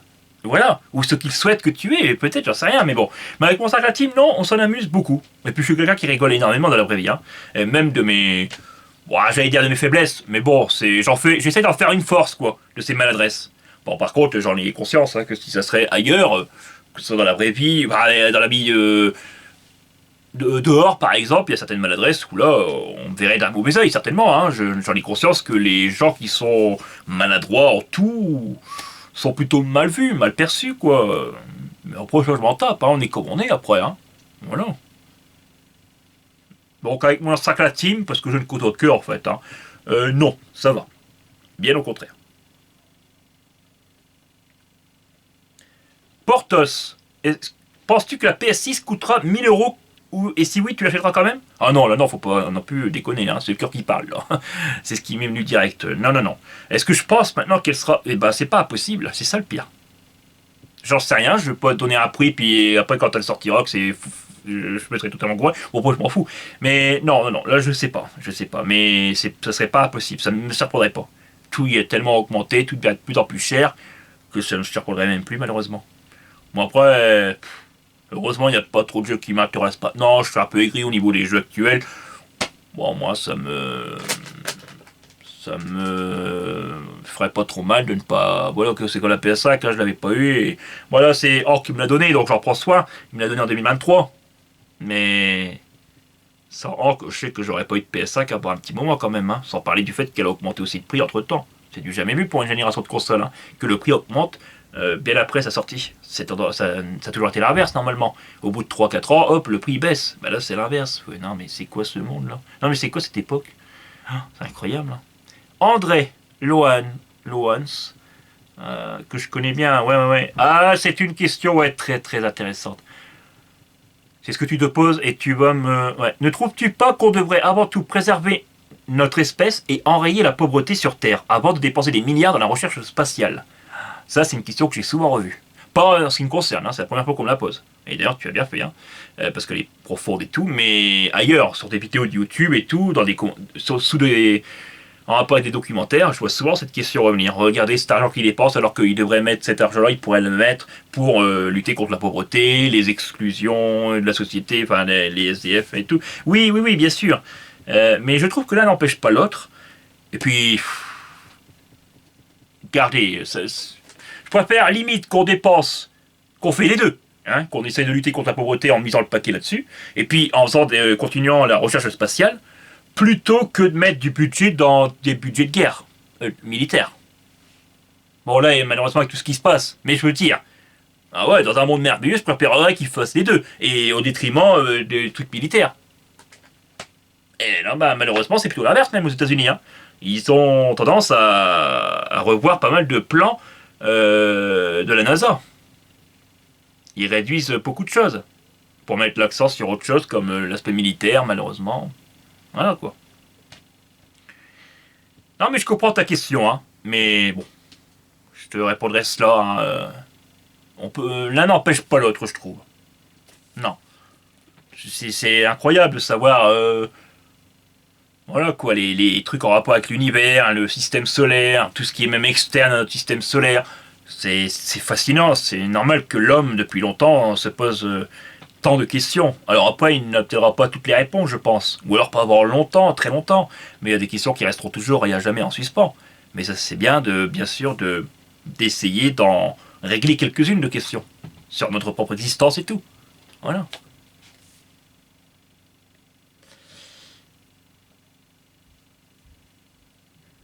Alors, là, c'est une question personnelle, donc je vais pas y répondre. Désolé. BJ Gamer, comme question, est-ce que tu as déjà renoncé à faire un montage ou une vidéo? Voire peut-être plusieurs sur ta chaîne, et pourquoi? Non. Il n'y a aucun exemple qui me vient en tête. Bon, j'ai déjà pu renoncer à certaines choses, comme à faire certaines vidéos anniversaires de façon plus gourmande et tout en termes de montage, et donc je me suis un peu rétracté, hein, bien sûr. Euh, mais de là à stopper une vidéo en plein montage et tout, non. Ah si, ça m'est déjà arrivé, bien sûr, pour des vidéos. Bah parfois, quand j'étais pas en forme, ça m'est déjà arrivé d'arrêter en plein montage, alors que je faisais le montage, j'étais en train de faire le montage pendant même quelques heures des fois, et pour recommencer l'autre jour, la journée suivante, bah la vidéo là. Ça m'est déjà arrivé ça. Ouais, ouais. Mais sinon. Ouais, parce que je suis quelqu'un qui se veut perfectionniste et qui est très exigeant envers ma pomme. Alors forcément, quand ça me convient pas ou quand je me trouve pas dans mon assiette, et ben j'ai tendance à un petit peu pester sur le montage et à tel point que ça peut me faire arrêter tout pour refaire une vidéo. Ça m'est déjà arrivé plus d'une fois. C'est vrai, vrai. Mais là, bon, ça fait un moment bien sûr. Ça fait un moment. Après, j'en ai pas tellement refait de vidéos depuis 2 ans, hein. C'est ça aussi. Le petit Kikou, tu tournes avec ton fond vert où? Et quelles sont les dimensions de ton fond vert? Une très bonne question, merci d'y avoir pensé, hein. C'est vrai, j'ai un fond vert depuis 2023, j'en voulais un depuis si longtemps. C'est pas une question de budget seulement, hein. C'est parce que c'est la place et puis le logiciel aussi, hein. Est-ce que ça va pas trop être gourmand pour mon ordinateur et tout, mais là il se trouve que j'ai un bon PC quand même et qui tient bien la route et qui gère pas mal en ce sens, quoi, avec la technique du fond vert. Donc mon fond vert, il est dans ma chambre, il est là exactement, je pourrais peut-être vous en montrer un extrait ci-dessous et tout. Donc ouais, il est là et il fait... Alors j'en ai deux, l'autre je l'ai replié, il est dans ma garde-robe, il faisait le premier 1,50 m de largeur, je crois, pour 2 mètres de hauteur, tandis que celui-là, le suivant, donc le second, il fait 3 mètres de hauteur et 2 mètres de largeur. Je peux pas prendre plus parce que... Si, je pourrais, mais la chambre elle n'est pas très spacieuse, surtout en termes de largeur, vous savez. Donc c'est pour ça. Mais ça me permet de faire de sacrées belles choses quand même avec ce fond vert. Hein. Oh oui, voilà. Donc je t'ai répondu clairement là-dessus. Merci Anne m'avoir posé ces 2 petites questions en rapport avec la technique du fond vert. Est-ce que tu as déjà eu des gros ou moyens youtubeurs qui ont commenté une fois ta chaîne? Ah, Lionel. Lionel Beaupois, oui. Alors, une fois, il y en avait un, c'est un certain Skyroom, qui a tendance à faire des vidéos sur Call of Duty à fond, qui m'avait commenté sur une vidéo de GTA San Andreas. J'avais été étonné. Ah ouais. Après, peut-être qu'il y en a d'autres qui m'ont... Mais sinon, ça ne me vient pas en tête. Ah, il y avait un YouTuber qui il n'était pas connu, mais quand même que j'appréciais, dans les années 2011-2012, avant de m'être lancé sur YouTube, et c'est Picout 100. Il a arrêté depuis longtemps. Et à un moment donné, quand il était encore là, vers 2013, il m'avait laissé un commentaire sans que je... Ouais, parce que comme je faisais beaucoup de vidéos sur GTA à cette époque-là, et puis que lui aussi, et ben il était tombé sur une de mes vidéos, et il m'avait laissé un commentaire. J'avais été choqué, mais en bien, parce que je me disais, un YouTuber que je suivais quand j'avais pas encore de chaîne, et qui me commente sans que je lui demandais quoi que ce soit, en m'ayant trouvé de façon fortuite, en tout cas via des recherches certainement, c'est incroyable. Ah ouais. Mais là, ce YouTuber-là, il a arrêté depuis belle lurette, malheureusement. Tandis que Skyroom, lui, m'avait commenté, mais il y a très longtemps, quoi. Ça doit remonter à 5 ans. Ah, il y a 5 ans, ouais. Et dans tes abonnés, tu as déjà remarqué un, deux, voire plusieurs qui ont évolué niveau abo. Alors, j'ai un exemple, tiens. J'avais vu ça il y a une année. Là, il a dû encore plus évoluer. Hein. Il y en avait un qui m'avait commenté en 2018, je crois, sur une ancienne vidéo jeu Toto. Et il m'avait dit un commentaire assez élogieux par rapport à cette vidéo, mais à cette époque-là, peut-être il me semblait qu'il n'était pas très connu. Et maintenant, quand j'étais retourné voir sur sa chaîne, il y a quelques années déjà, il avait plus de 100 000 abonnés, quelque chose comme ça. Alors qu'à l'époque, en 2018, il n'en avait que quelques milliers, je crois. Vous imaginez? Ah ouais, ça m'a saisi. C'est incroyable. J'ai à lui après, hein. Franchement. Question suivante, mais sinon j'ai pas d'autres exemples. Hein, non. Merci en tout cas pour cette question, Lionel. Jean 9998. Avec quel logiciel tu fais tes vidéos? Avec Filmora. Je déteste les abonnements mensuels et annuels. Et donc il y a pas mal de logiciels de montage qui sont reliés avec cela uniquement. Et quand j'ai vu Filmora, donc j'ai testé la version gratuite, j'ai adoré. D'ailleurs, mon PC il tolérait bien ce Filmora par rapport à d'autres logiciels de montage. Donc d'une part, j'ai été tenté grâce à cela. Et d'autre part, j'ai vu qu'il y avait plusieurs offres, dont une offre, comment on appelle ça? Un plan perpétuel, relié à une version. Et là, je me suis dit, tiens, je vais prendre le plan perpétuel, comme ça, moi, je l'aurai définitivement. Et là, ça fait plus d'un an que je l'ai, et j'ai pas besoin de payer quoi que ce soit de plus. C'est bien. Donc, j'ai le plan perpétuel, mais par contre, j'ai acheté le Filmora 14. Quand il était la version 14. Là, entre-temps, ils ont sorti la version 15, avec des nouveautés et tout. Je n'ai pas cette version-là. Si je veux la mettre à jour, il faudrait que je dépense à nouveau mon argent pour l'avoir. Ce qui est normal après. Mais tant que je peux me servir de l'ancien Filmora le 14, bah ça me va amplement. Et là, c'est le cas. Filmora 14, c'est un logiciel qui dispose de pas mal d'outils et tout. Et surtout avec le fond vert, c'est pour ça que j'ai acheté essentiellement. Bah c'est, voilà quoi, ça me convient parfaitement. J'ai pas besoin d'acheter au-delà. Par contre, s'ils sortiraient Filmora 16 par exemple, ou qu'ils auraient sorti Filmora 15 avec des ajouts pour des améliorations pour la technique du fond vert, là peut-être que je me serais laissé tenter à racheter le logiciel de montage. Donc je préfère payer plein pot, même que c'est plus coûteux qu'un abonnement annuel, bah, plein pot un plan perpétuel pour l'avoir définitivement. même que ça fait plus mal au porte-monnaie d'un coup, que de payer de façon moins, alors que ça fait moins mal dans le porte-monnaie, un abonnement annuel, mais où il faudra repayer un an après, chaque année, quoi. Vous voyez? Oh, ouais, ouais, ouais. Malheureusement, il y a trop de logiciels de montage qui ne proposent pas d'options de ce type. C'est uniquement des abonnements annuels. C'est dommage. Hein, il y a pas mal de logiciels qui sont meilleurs que Filmora, largement. Mais tu peux pas avoir de version définitive. À quoi bon, quoi? C'est dommage. Par contre, il faut faire gaffe, hein, parce que dans Filmora, même que tu as acheté le logiciel, tu as des trucs qui sont payants toujours dessus, hein, qui sont représentés par des rubis. Donc si tu as des effets spéciaux, par exemple, il y en a qui sont dépourvus de rubis, tandis que d'autres, ils en disposent. Donc là, si tu mettrais un de ces effets spéciaux, ça utilisera des points de crédit. Et donc, faire attention, parce qu'après, tu peux payer des suppléments. Donc, je fais toujours gaffe. Je suis très vigilant. De toute façon, hein, avant d'avoir acheté le logiciel, j'ai fait très attention hein, à tout cela. Heureusement que j'ai fait gaffe avec le truc des rubis. Ah oui, oui, oui. Et qu'est-ce que j'allais dire? Sinon, c'est la première fois que j'ai acheté un logiciel de montage. Jusqu'à présent, j'en avais toujours eu un de façon gratuite, quoi. Voilà. Mais il disposait de moins d'outils, forcément. Avant, j'avais Vidéopad, par exemple. Entre 2017 à 2024. Où j'avais, encore avant, j'avais YouTube Editor, quand ça existait encore. Une petite application de montage de la part de YouTube, avec très peu d'outils, mais quand même. Et encore avant, je filmais avec un VCR, puis après avec une PS3. Donc en fait, j'ai commencé ma chaîne en montant mes vidéos avec un VCR. Ça a duré très peu de temps, heureusement. Puis avec la PS3, entre 2012 et 2015. En 2015-2017, j'ai filmé avec YouTube Editor pour l'essentiel, parfois avec la PS3 aussi. Et à partir de 2017, j'ai utilisé un logiciel de montage sur Internet, Vidéopad, et ça a duré comme ça pendant un grand nombre d'années, jusqu'en 2024-2025 quand même. Hein. Et là, depuis 2025-2024, je ne me sers que de Filmora. Et j'adore ce logiciel de montage. Voilà. Il convient très bien à mon petit PC. Voilà. Bon, je vois que ma batterie elle est très faible. J'espère que ça ne va pas trop poser de problème pour que je finisse cette vidéo. Surtout qu'il ne doit plus me rester beaucoup de questions. Je ne sais même pas combien j'en ai reçu au total, mais là, je pense que j'en ai répondu à une bonne trentaine quand même. Par là. Alors, merci à tous les participants et je remercie tous ceux qui sont toujours là et qui écoutent cette vidéo, même parmi ceux qui ne m'ont pas posé de questions, qui n'ont pas eu envie ou qui n'ont pas trouvé de choix et tout. Qu'importe. Et qu'importe que vous soyez abonné ou pas, même si bien sûr je fais allusion avant tout aux abonnés. Merci énormément pour votre soutien, car j'estime que vous êtes intéressés à ma chaîne et tout pour me suivre jusque-là. Donc, Vars Gaming, tu m'as posé une question, non? Je vois des points d'interrogation, mais ça ne veut rien dire. Attention. Ah, voilà. Je me demandais juste pourquoi, en fait, quand je joue en ligne, je vois souvent des joueurs faire comme toi. Ah, on les voit tout le temps sauter dans les jeux en ligne. Ah oui, je m'en souviens de cette question-là. Ah ouais. Ouais, j'ai tendance à sauter. Alors pourquoi? Bah écoute, parce que c'est un réflexe plus qu'autre chose. Peut-être que j'ai hérité ça des premiers jeux que j'ai découverts quand j'avais 5-6 ans, où je jouais beaucoup à des jeux de plateforme, où sauter était très important. C'était même l'une des rares actions qu'on pouvait faire dans ces jeux-là. Donc j'ai peut-être gardé ce réflexe-là venant de ces jeux. Et puis sauter, on dirait que c'est un sentiment un peu de nervosité. On dirait que ton personnage va un peu plus vite et que ça rompt un peu avec de l'ennui.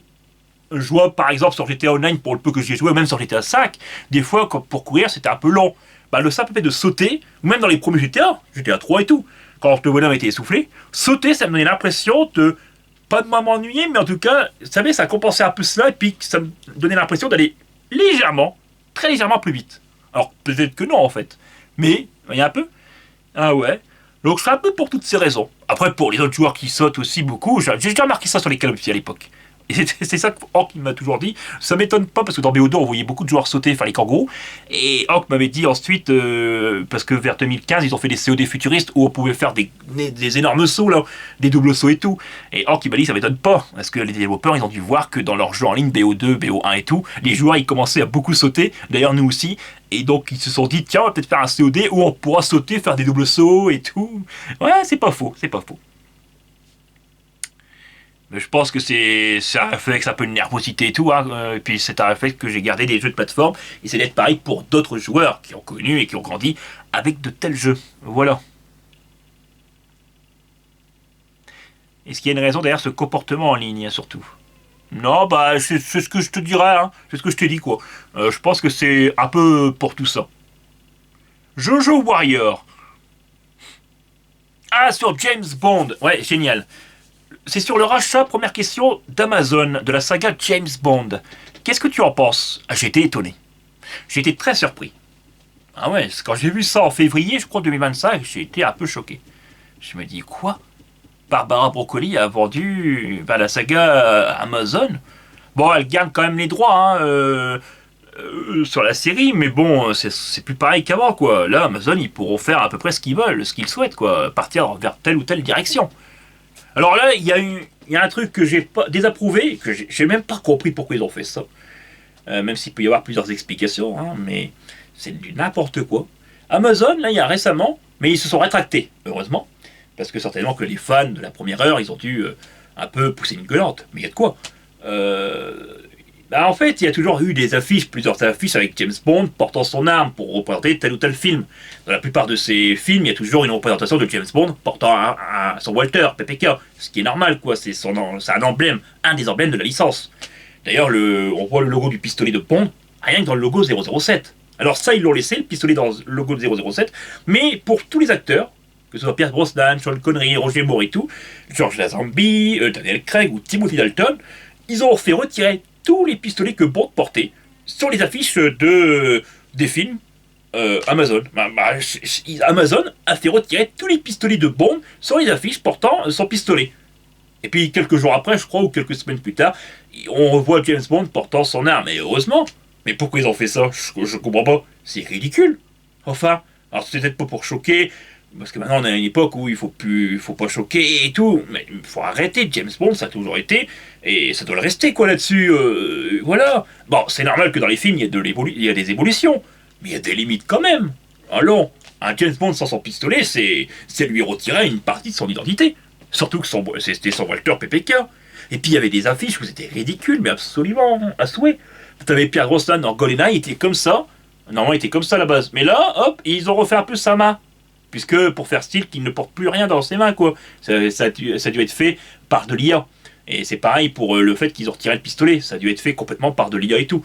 Mais ça se voit. Et c'est grotesque. C'est triste en plus. Au-delà du grotesque, c'est triste.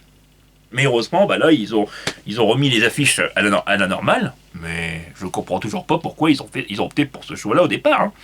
Non. À part pour un but de ne pas choquer ou quoi. Ou pour casser un peu les codes. Mais c'est bon, quoi. Si que de ce délire. Alors, c'est ce que je me suis dit direct. Donc là, je suis un peu inquiet de la série. Hein. Mais bon, après, depuis l'ère Daniel Craig, je ne suis plus tellement la saga. James Bond continue de m'accompagner, hein, bien sûr. Mais parce que je regarde et j'écoute régulièrement de la musique de James Bond, des anciens 007, que ce soit de Roger Moore ou de Sean Connery, et de Pierce Brosnan, bien évidemment, sur YouTube ou sur des DVD. D'ailleurs, là, en ce moment, je revois tous les DVD chaque soir avec un proche. Là, on a commencé avec les premiers de Sean Connery, et on va poursuivre avec ceux de Roger Moore, par exemple, vous voyez. Et c'est du kiff. Mais depuis l'ère Daniel Craig, j'aime plus trop la direction qu'a pris la série. C'est pas simplement du fait de l'acteur. Hein. Dans le dernier, il devient un père de famille, il devient un peu plus rangé. Et puis je parle même pas de la fin, je vais pas spoiler, même si elle est bien connue. Enfin, il y a trop de changements, quoi. Et je suis plutôt conservateur, ça c'est vrai. En tout. Après, je peux aimer du changement dans la continuité. Mais là, c'était trop de changements d'un coup et on a perdu l'identité de James Bond, quoi. Et je suis pas le seul à le dire. Et même que je serais l'un des rares, je m'en tape, quoi. Voilà, j'aime moi et au point que je mémorise plus rien depuis Skyfall, quoi, des James Bond. Je mémorise quelques scènes, bien sûr, mais pas plus que ça. Pourtant, je les ai vus, hein, tous les Bonds de Daniel Craig. Bon, après, je reconnais que Casino Royale est un des meilleurs James Bond et il est excellent, surtout avec le duo Daniel Craig et Eva Green. Enfin, c'est vrai que ces acteurs-là, ils déchirent à l'antenne, hein, à l'écran et tout. À l'écran, ouais, plutôt. C'est un duo, il y a une alchimie et tout, tu le sens et tu le ressens vraiment bien. L'histoire et tout, puis c'est par rapport à Mort un autre jour que j'ai adoré, bien sûr, avec Brosnan, qui reste mon acteur préféré. Casino Royale et Mort un autre jour, c'est tous les opposés, quoi, quasiment. Mais c'est un changement, voilà, qui était brutal. Déjà là, à l'époque, j'avais pas trop compris, hein. Mais bon, maintenant, oui. Mais là, dans le dernier Bond, ils ont été trop loin dans les changements et... Voilà, quoi. J'arrive plus trop à suivre. Alors maintenant, pour le prochain Bond... Alors après, il y avait des rumeurs qui évoquaient le fait que Brosnan pourrait rempiler, pourrait revenir en tant que vieux James Bond, ou en faisant le patron de Bond, du nouveau Bond, quoi. Pourquoi pas? Ça serait génial de le revoir, en tout cas. Surtout que là, même s'il a 72 ans à peu près, c'est ça, hein, il est né en 53, et là, il a fêté sa 72e bougie en mai dernier. Il est taureau, lui aussi. ça fait un point commun avec votre serviteur. Et ben, franchement, j'aimerais bien le revoir, quoi. Il est toujours classe, même à 72 ans. Franchement, j'aimerais bien lui ressembler, quoi, à cet âge-là. Bon, voilà, donc je pense que ils ont plusieurs directions à prendre après, hein, mais je sais pas laquelle ils choisiront. Voilà, donc je regarde ça d'un peu loin, parce que depuis l'ère Daniel Craig, la série, j'ai un peu décroché. Même si je continue à la suivre, mais jusqu'à l'ère Brosnan, avec Mort un autre jour. Après, j'ai du mal. Beaucoup de mal, même. Deuxième question. Ne trouves-tu pas, comme certains fans de la série, et j'en fais partie, que James Bond n'est plus en phase avec notre époque du politiquement correct? Ah! D'ailleurs, c'est peut-être un lien avec le fait qu'ils avaient retiré, pour les affiches que je parlais, là, le pistolet. Ça a peut-être un lien avec ça, d'ailleurs, aussi. L'ère du politiquement correct. C'est vrai, c'est vrai. Mais c'est d'autant plus ridicule que dans le logo, je le redis, le logo, ils n'y avaient pas touché. Heureusement, mais je veux dire. Pourtant, il y avait toujours le pistolet. Non, je sais pas pourquoi ils ont fait ça, mais qu'importe. Ouais, certainement. Certainement. Bond, c'est. Ouais, ouais. Après, depuis. Craig, en plus, James Bond, il est plus déprimant. Il est plus sentimental. C'est par défaut, ça, sentimental, mais. Oh, je préférais l'ère Brosnan, ou bien pas seulement de conneries, même l'ère Brosnan. T'avais un James Bond qui pouvait être vulnérable parfois, mais il restait fort. Il restait sûr de lui, confiant. Même après la perte de quelqu'un qu'il adorait. Enfin, comme dans Le Manoir Jamais, là, avec Paris Scarver. Enfin, il était bouleversé, ça se voyait. Enfin, en tout cas, mais il gardait son flegme toujours, son assurance, son sang-froid. Alors que depuis Craig, ça a disparu tout ça, quand même, pas mal de ses facettes, au détriment de l'aspect psychologique des personnages. Pourquoi pas de mettre un peu de psychologie, mais pas trop non plus. Dans James Bond, j'aime pas trop quand il y a trop de psychologie. Et c'est le cas dans pas mal de trucs maintenant, hein. Il n'y a pas que dans James Bond. C'est notre époque qui veut ça, peut-être, j'en sais rien. Ah, c'est comme les Bonds de Dalton, ils étaient plus sombres, et ils n'avaient pas été appréciés à l'époque, dans les années 80. Et maintenant, ils sont réhabilités pour leur côté sombre. Et Craig, il a repris ce flambeau-là, le côté sombre du personnage. Alors qu'avec Brosnan, c'était plus léger. Même si je crois que Brosnan voulait faire des Bonds un peu plus sombres quand même. Mais peut-être pas autant que, bien sûr, ce qu'il y a eu avec Daniel Craig. Et c'est ça, quand j'étais petit, je voyais beaucoup de trucs comme ça. Des trucs enchanteurs, qui te faisaient rêver, avec l'ère de Brosnan par exemple, ou même dans les jeux vidéo, alors que maintenant tout semble terne. Après, je sais pas si c'est un petit peu aussi avec mon ressenti global, hein. Comme je deviens un peu aigri avec le temps, je le reconnais, plus difficile et tout, mais bon, voilà. Donc ouais, je pense qu'il y a un lien aussi avec ça, peut-être. J'aurais du mal à revoir James Bond à notre époque, c'est vrai, mais je pense qu'il en reviendra. Peut-être d'ici 2 ou 3 ans, peut-être. Dernière question, qu'est-ce que tu penses de Timothy Dalton? Car t'en as presque jamais parlé dans tes vidéos. C'était une très bonne question, c'est vrai. Et quel est ton acteur préféré de James Bond? Ah non, non, je sais que ton acteur préféré de James Bond est Brosnan. Ah, j'allais dire parce que je le dis souvent quand même, hein, notamment à travers des FAQ. Et moi, c'est Dalton. D'accord, bah je comprends. J'ai eu peur, hein, je vais y tomber quoi, la renverse. Ça. Il me fait peur, mon ciel. Dalton, ouais, il est apprécié par pas mal de fans là maintenant. Hein. Bah, son air, elle est réhabilitée. Contrairement à celle de Brosnan, où là, ses films à l'époque, ils avaient été bien appréciés. Mais maintenant, c'est plus vraiment le cas. Ses films, ils se font pas mal dénigrés. Hein. Pas l'acteur en lui-même, mais pour sa prestation. Mais ses films plutôt. Mais après ça, c'est pas de la faute de l'acteur, c'est la faute aussi des scénaristes peut-être. Hein. Mais bon, qu'importe, après, j'adore les films de Brosnan. Voilà, même si on peut critiquer leur scénario, même Mort un autre jour, je l'assume, je l'adore. C'est pas pour rien que j'ai voulu le reproduire, à ma façon bien sûr, en 2010-2011. Eh oui, non, parce que ça faisait rêver, certes c'était pas réaliste, la voiture invisible, mais franchement. Et puis maintenant, avec tout qu'est-ce qu'ils peuvent faire, ça va devenir... Non mais, voilà, c'est peut-être pas réaliste, mais j'attends pas d'un James Bond qui soit forcément très réaliste, quoi. Non, j'aime bien les gadgets farfelus, même ça avec Craig on en a plus.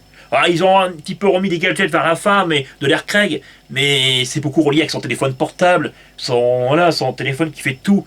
Alors qu'avec Brosnan, t'avais une montre laser, t'avais une montre grappin, t'avais le stylo explosif, t'avais un téléphone portable qui pouvait faire télécommande pour contrôler ta voiture à distance, sa BMW de Manœuvre Jamais, ça faisait rêver franchement. Oh là là là.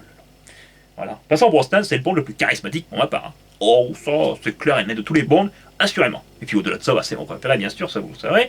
Et donc, qu'est-ce que je pense de Dalton? Je ne voudrais pas éviter ta question, mon cher ami. Je n'ai pas revu ces Bonds depuis une dizaine d'années.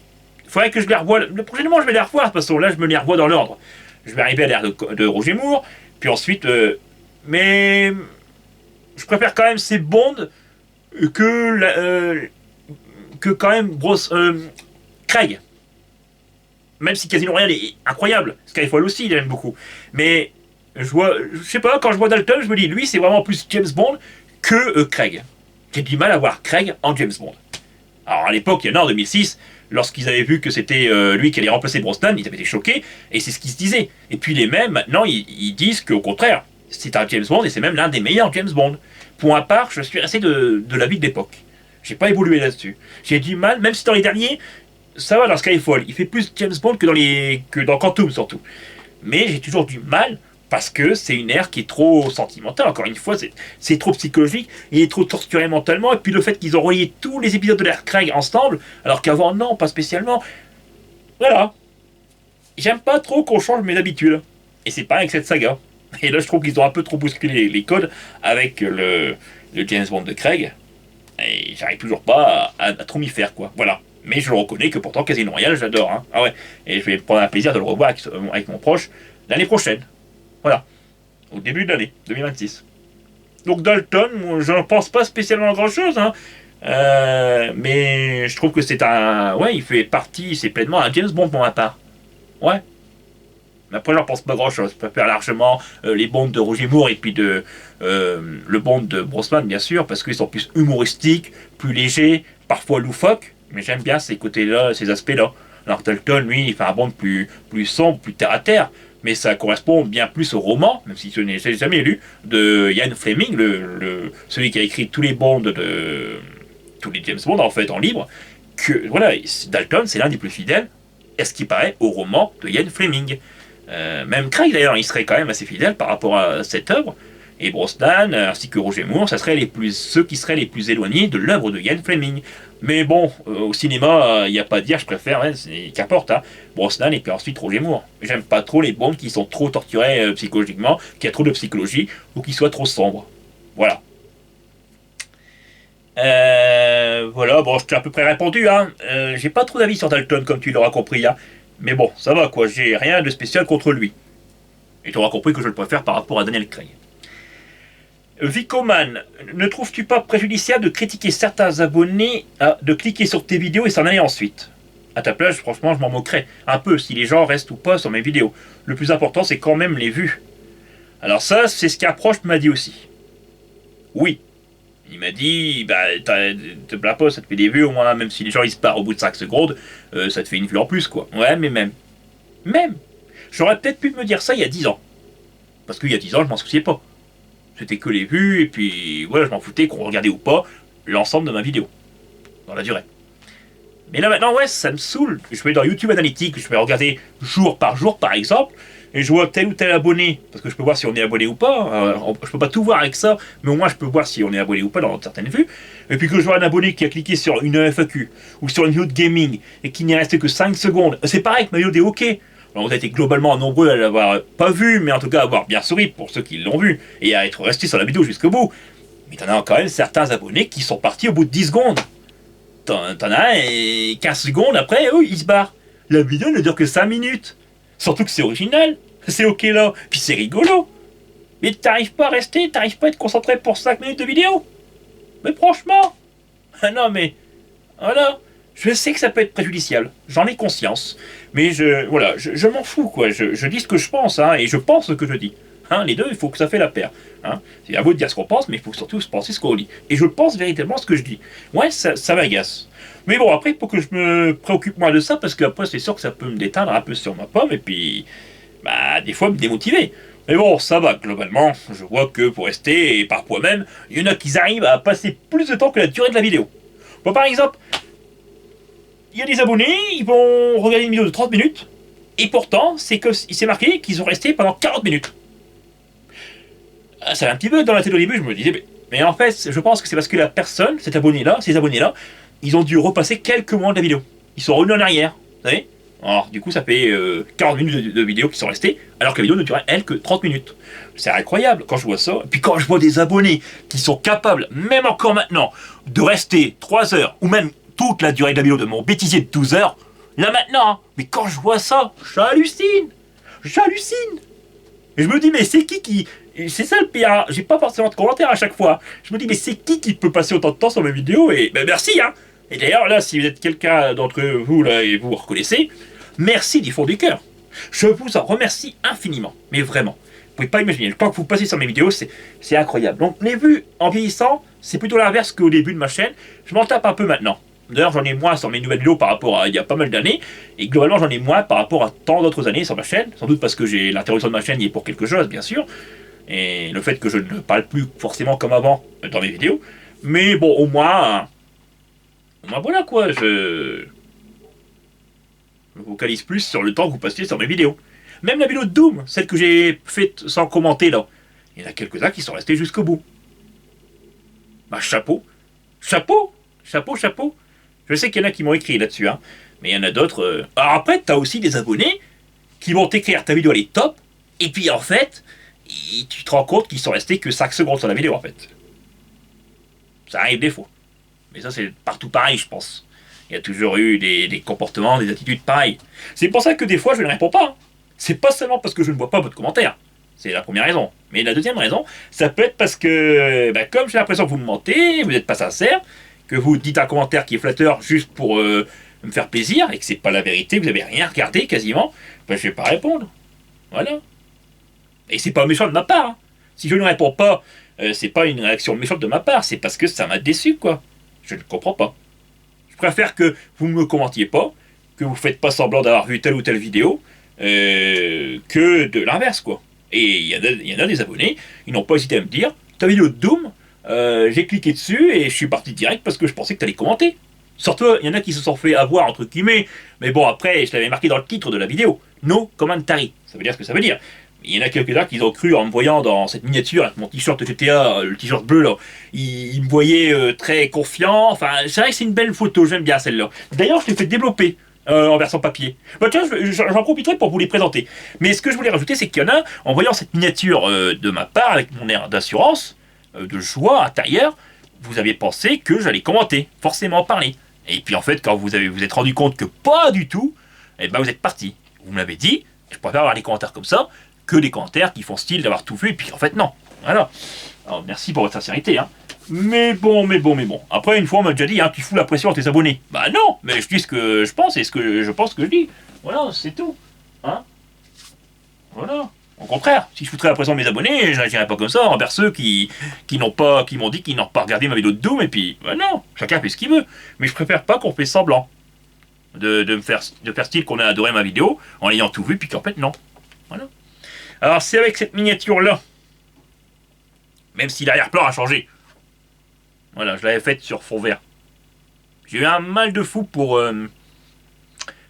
détourer, pour garder le bleu de mon t-shirt. Pourtant, le fond vert, il est vert, quoi. Il y a une différence entre le vert et le bleu, même si les deux couleurs peuvent un peu se rapprocher. Mais avec mon logiciel de montage, de Filmora en l'occurrence, eh bien, ça a effacé, quand je mettais l'option vert à effacer, ça a effacé une partie de mon bleu. Le logiciel, il confondait entre le bleu et le vert. Du coup, j'ai eu du mal et j'ai dû faire pas mal de paramètres pour garder le bleu, quoi, de mon maillot. Ouais, celle-là, c'est la miniature de ma... Non, c'est la photo de profil de ma chaîne YouTube. D'ailleurs, quelqu'un m'a dit, et tu te reconnaîtras, c'est Alex? Non, je sais plus, je vais pas te dire de bêtises, mais... Ah, tu m'avais dit qu'elle était classe, cette photo-là. D'ailleurs, pas que toi, hein. Il y en a d'autres aussi qui me l'avaient dit. Merci à vous tous, hein. Merci beaucoup, ça me fait très plaisir. Et ouais, je la trouve bien, cette photo-là. Et c'est ce que les proches dans la vraie vie m'ont dit. T'es très bien sur celle-ci. Et pas mal d'entre vous, surtout, m'avaient dit, il était quand même temps que tu la changes, ta photo de profil, hein. À qui le dites-vous? Ah oui. Mais je l'ai changée, ouais, mais j'ai pas encore modifié celle de ma chaîne, par contre. Là, c'est le format. C'est un peu compliqué avec le format. Mais quand tu es sur PC et tout, donc là c'est un peu galère. C'est plus complexe que pour une photo de profil. Donc là il faudra que je vois les... Ouais, il faudra que je change quand même cette photo là aussi. Ouais. Surtout qu'avec tout ce que je peux faire en termes de montage, il y a moyen quand même. Hein. Une autre photo, tiens, j'en profite. Voilà. Ah, quelqu'un vient de voir ma vidéo d'Astérix. Ah bah merci. Ah, je suis obligé de m'arrêter, ouais, parce que quand on regarde mes vidéos, il a regardé tout. J'allais dire, Punaise, merci. Ah ouais, c'est l'émotion. Voilà, celle-là, elle est simple, hein, mais c'est avec des fonds de Filmora, tout ça, et que j'ai fait développer avec le temps. J'aime bien celle-là aussi. C'était des poses, les deux photos que vous avez vues, là, les précédentes, c'est avec mon gilet marron, là, c'était des poses que je faisais pendant le tournage de ma vidéo d'astronomie, sur Jupiter et Vénus. La conjonction entre ces deux astres, que j'ai fait il y a 2 mois de temps. Et ouais, là on dirait que je suis dans un établissement. Toutes ces prises-là ont été faites sur fond vert. Alors certains plans sont plus crédibles que d'autres, je le reconnais. Le problème, c'est que quand tu tournes sur fond vert, bah t'as pas le droit de mettre du vert. À moins de t'effacer. Ou en tout cas effacer une partie de toi. Et comme j'adore la couleur verte, bah, c'est pour ça que ça peut être un peu compliqué. Ça c'est certainement ma meilleure photo. J'aime bien celle-là. Parce que là tu vois que le fond, il tourne un peu. C'est pas qu'un truc plat derrière le décor, je veux dire. Vous voyez, l'arrière-plan. Voilà. Elle est belle celle-là aussi, ouais j'aime beaucoup. Et il y en a quelques-uns de mes proches qui ont gardé pas un exemplaire, mais en tout cas une photo. Parce que comme je suis pas très... Je vais pas dire photogénique, mais en tout cas j'aime pas trop me prendre en photo. Donc... Voilà, c'est pas question que j'aime pas me prendre en photo. C'est que j'aime pas trop que me prendre en photo et la donner à des proches. Voilà, des gens quoi. Par contre pour moi-même ça va encore. Mais là je les mets pas dans des cadres parce que, comment vous dire, bah j'ai pas trop de place avec mes étagères et tout, bah il y a beaucoup de figurines, vous savez. Donc là qu'est-ce que je ferais? Bah je les mettrais certainement dans un album photo, mais il faut que je m'en achète un quand même, hein. Ouais. Bon allez, je reviens à la FAQ. Pourquoi j'avais dérivé là-dessus d'ailleurs? Ah, parce que j'avais parlé de la vidéo de Doom, ouais, la celle qui avait pas de commentaires. Oui, mais il y en a quand même qui ont regardé et vraiment merci, hein. Il y en a des abonnés, mais c'est incroyable le temps qu'ils peuvent passer sur mes vidéos, hein. Oh oui. D'ailleurs, il y en a qui me disent, qui sont là presque tous les jours sur ma chaîne, ou au moins une fois ou deux par semaine. Bon, bref, à tout cela, merci à tous. Merci, mais vraiment. Merci du propos de mon cœur. Je vous remercie beaucoup de passer autant de temps. Voilà. Est-ce que tu as déjà modifié des miniatures? Deuxième question de ta part, Vicoman. Est-ce que tu as donc déjà modifié des miniatures sur d'anciennes vidéos que tu as fait? Certains youtubeurs que je suis modifient toutes les miniatures de leurs premières vidéos en les rendant plus aguicheuses. Ah, il y en a qui peuvent moderniser ouais, les miniatures de leurs anciennes vidéos. Est-ce que ça m'est déjà arrivé? Non, pas spécialement. Mais j'ai jamais pensé après. J'ai jamais vraiment pensé, c'est vrai. Bah pourquoi pas, tiens. Il y a moyen d'en changer quelques-unes. C'est vrai qu'il y a des vidéos de gaming, là, parmi les premières, qui disposent de miniatures qui sont pas très... C'est vrai. Il faut dire, entre 2012 à 2015, globalement, je ne faisais pas de miniatures personnalisées.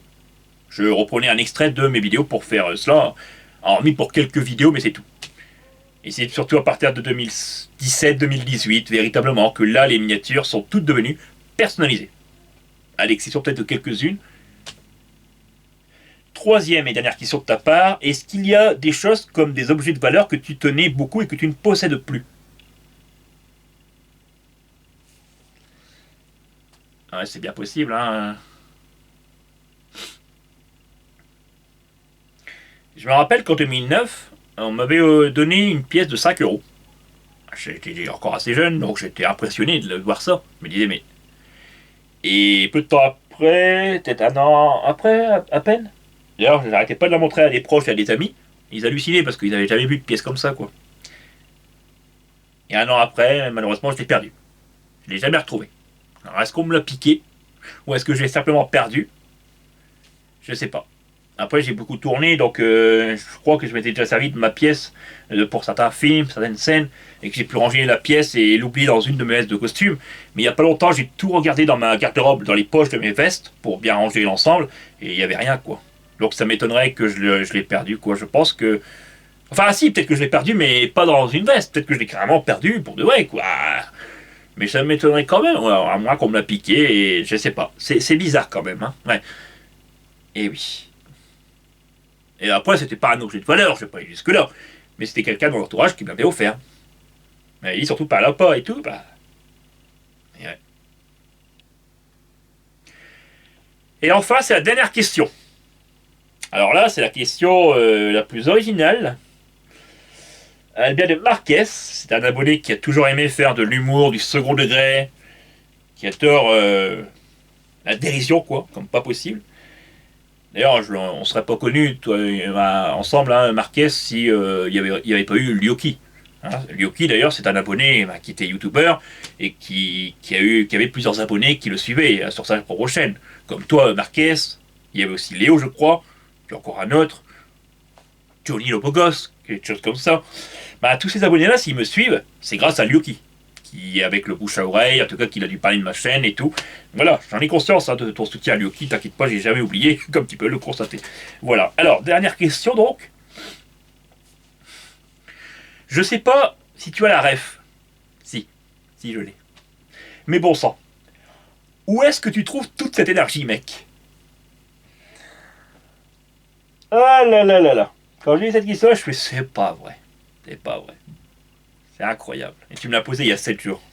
Alors que toutes les autres questions, elles m'ont été posées il y a plus d'un mois maintenant. T'as revenu entre temps, t'as pas oublié ce post en plus. Hein. T'as bien fait d'être revenu dessus. Hein, parce que si tu m'aurais dit poser cette question-là dans une autre vidéo, je n'y aurais pas répondu. Parce que peut-être que si j'y avais pensé. Quoique après cette question-là, hein, je l'avais toujours en tête. Hein, parce qu'elle est tellement marrante et adaptée dans l'air du temps. Si vous voyez ce que je peux dire. Voilà. Bon, cette énergie, ouais, j'ai une certaine énergie et c'est certainement, comme je l'ai dit un petit peu en partie au début de la vidéo, grâce au soutien affectif et profond de mes proches, voilà, j'ai surtout cette énergie grâce à eux. Ah ouais, essentiellement. Après, j'ai toujours été de nature comme ça aussi, hein, plutôt dynamique et puis jovial, d'esprit bon enfant. Et couplé avec le soutien de mes proches affectifs, ça me rend assez énergique, ouais. Alors après, il y a des choses. Il y a des choses, comment dire. Comment dirais-je. C'est la fin de la vidéo. Il y a des choses. Parfois, ouais, il y a des projets de vidéo ou des choses dans la vraie vie que j'ai du mal à m'y mettre.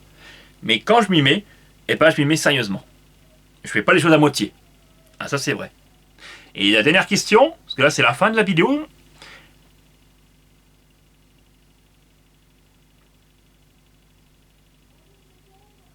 J'en avais qu'une seule, mais déjà. Ah non, d'accord, t'as plus de questions. Ah, tu m'as trollé, t'as dit, j'ai une deuxième question pour toi. Et en fait, tu me reposais la même, mais pour blaguer. Ah ouais, d'accord. Bien vu, mon ami, bien vu. Ok. Voilà, c'est la fin de la FAQ. Je vous remercie beaucoup pour votre soutien. Merci à toutes et à tous. Ça me fait très plaisir.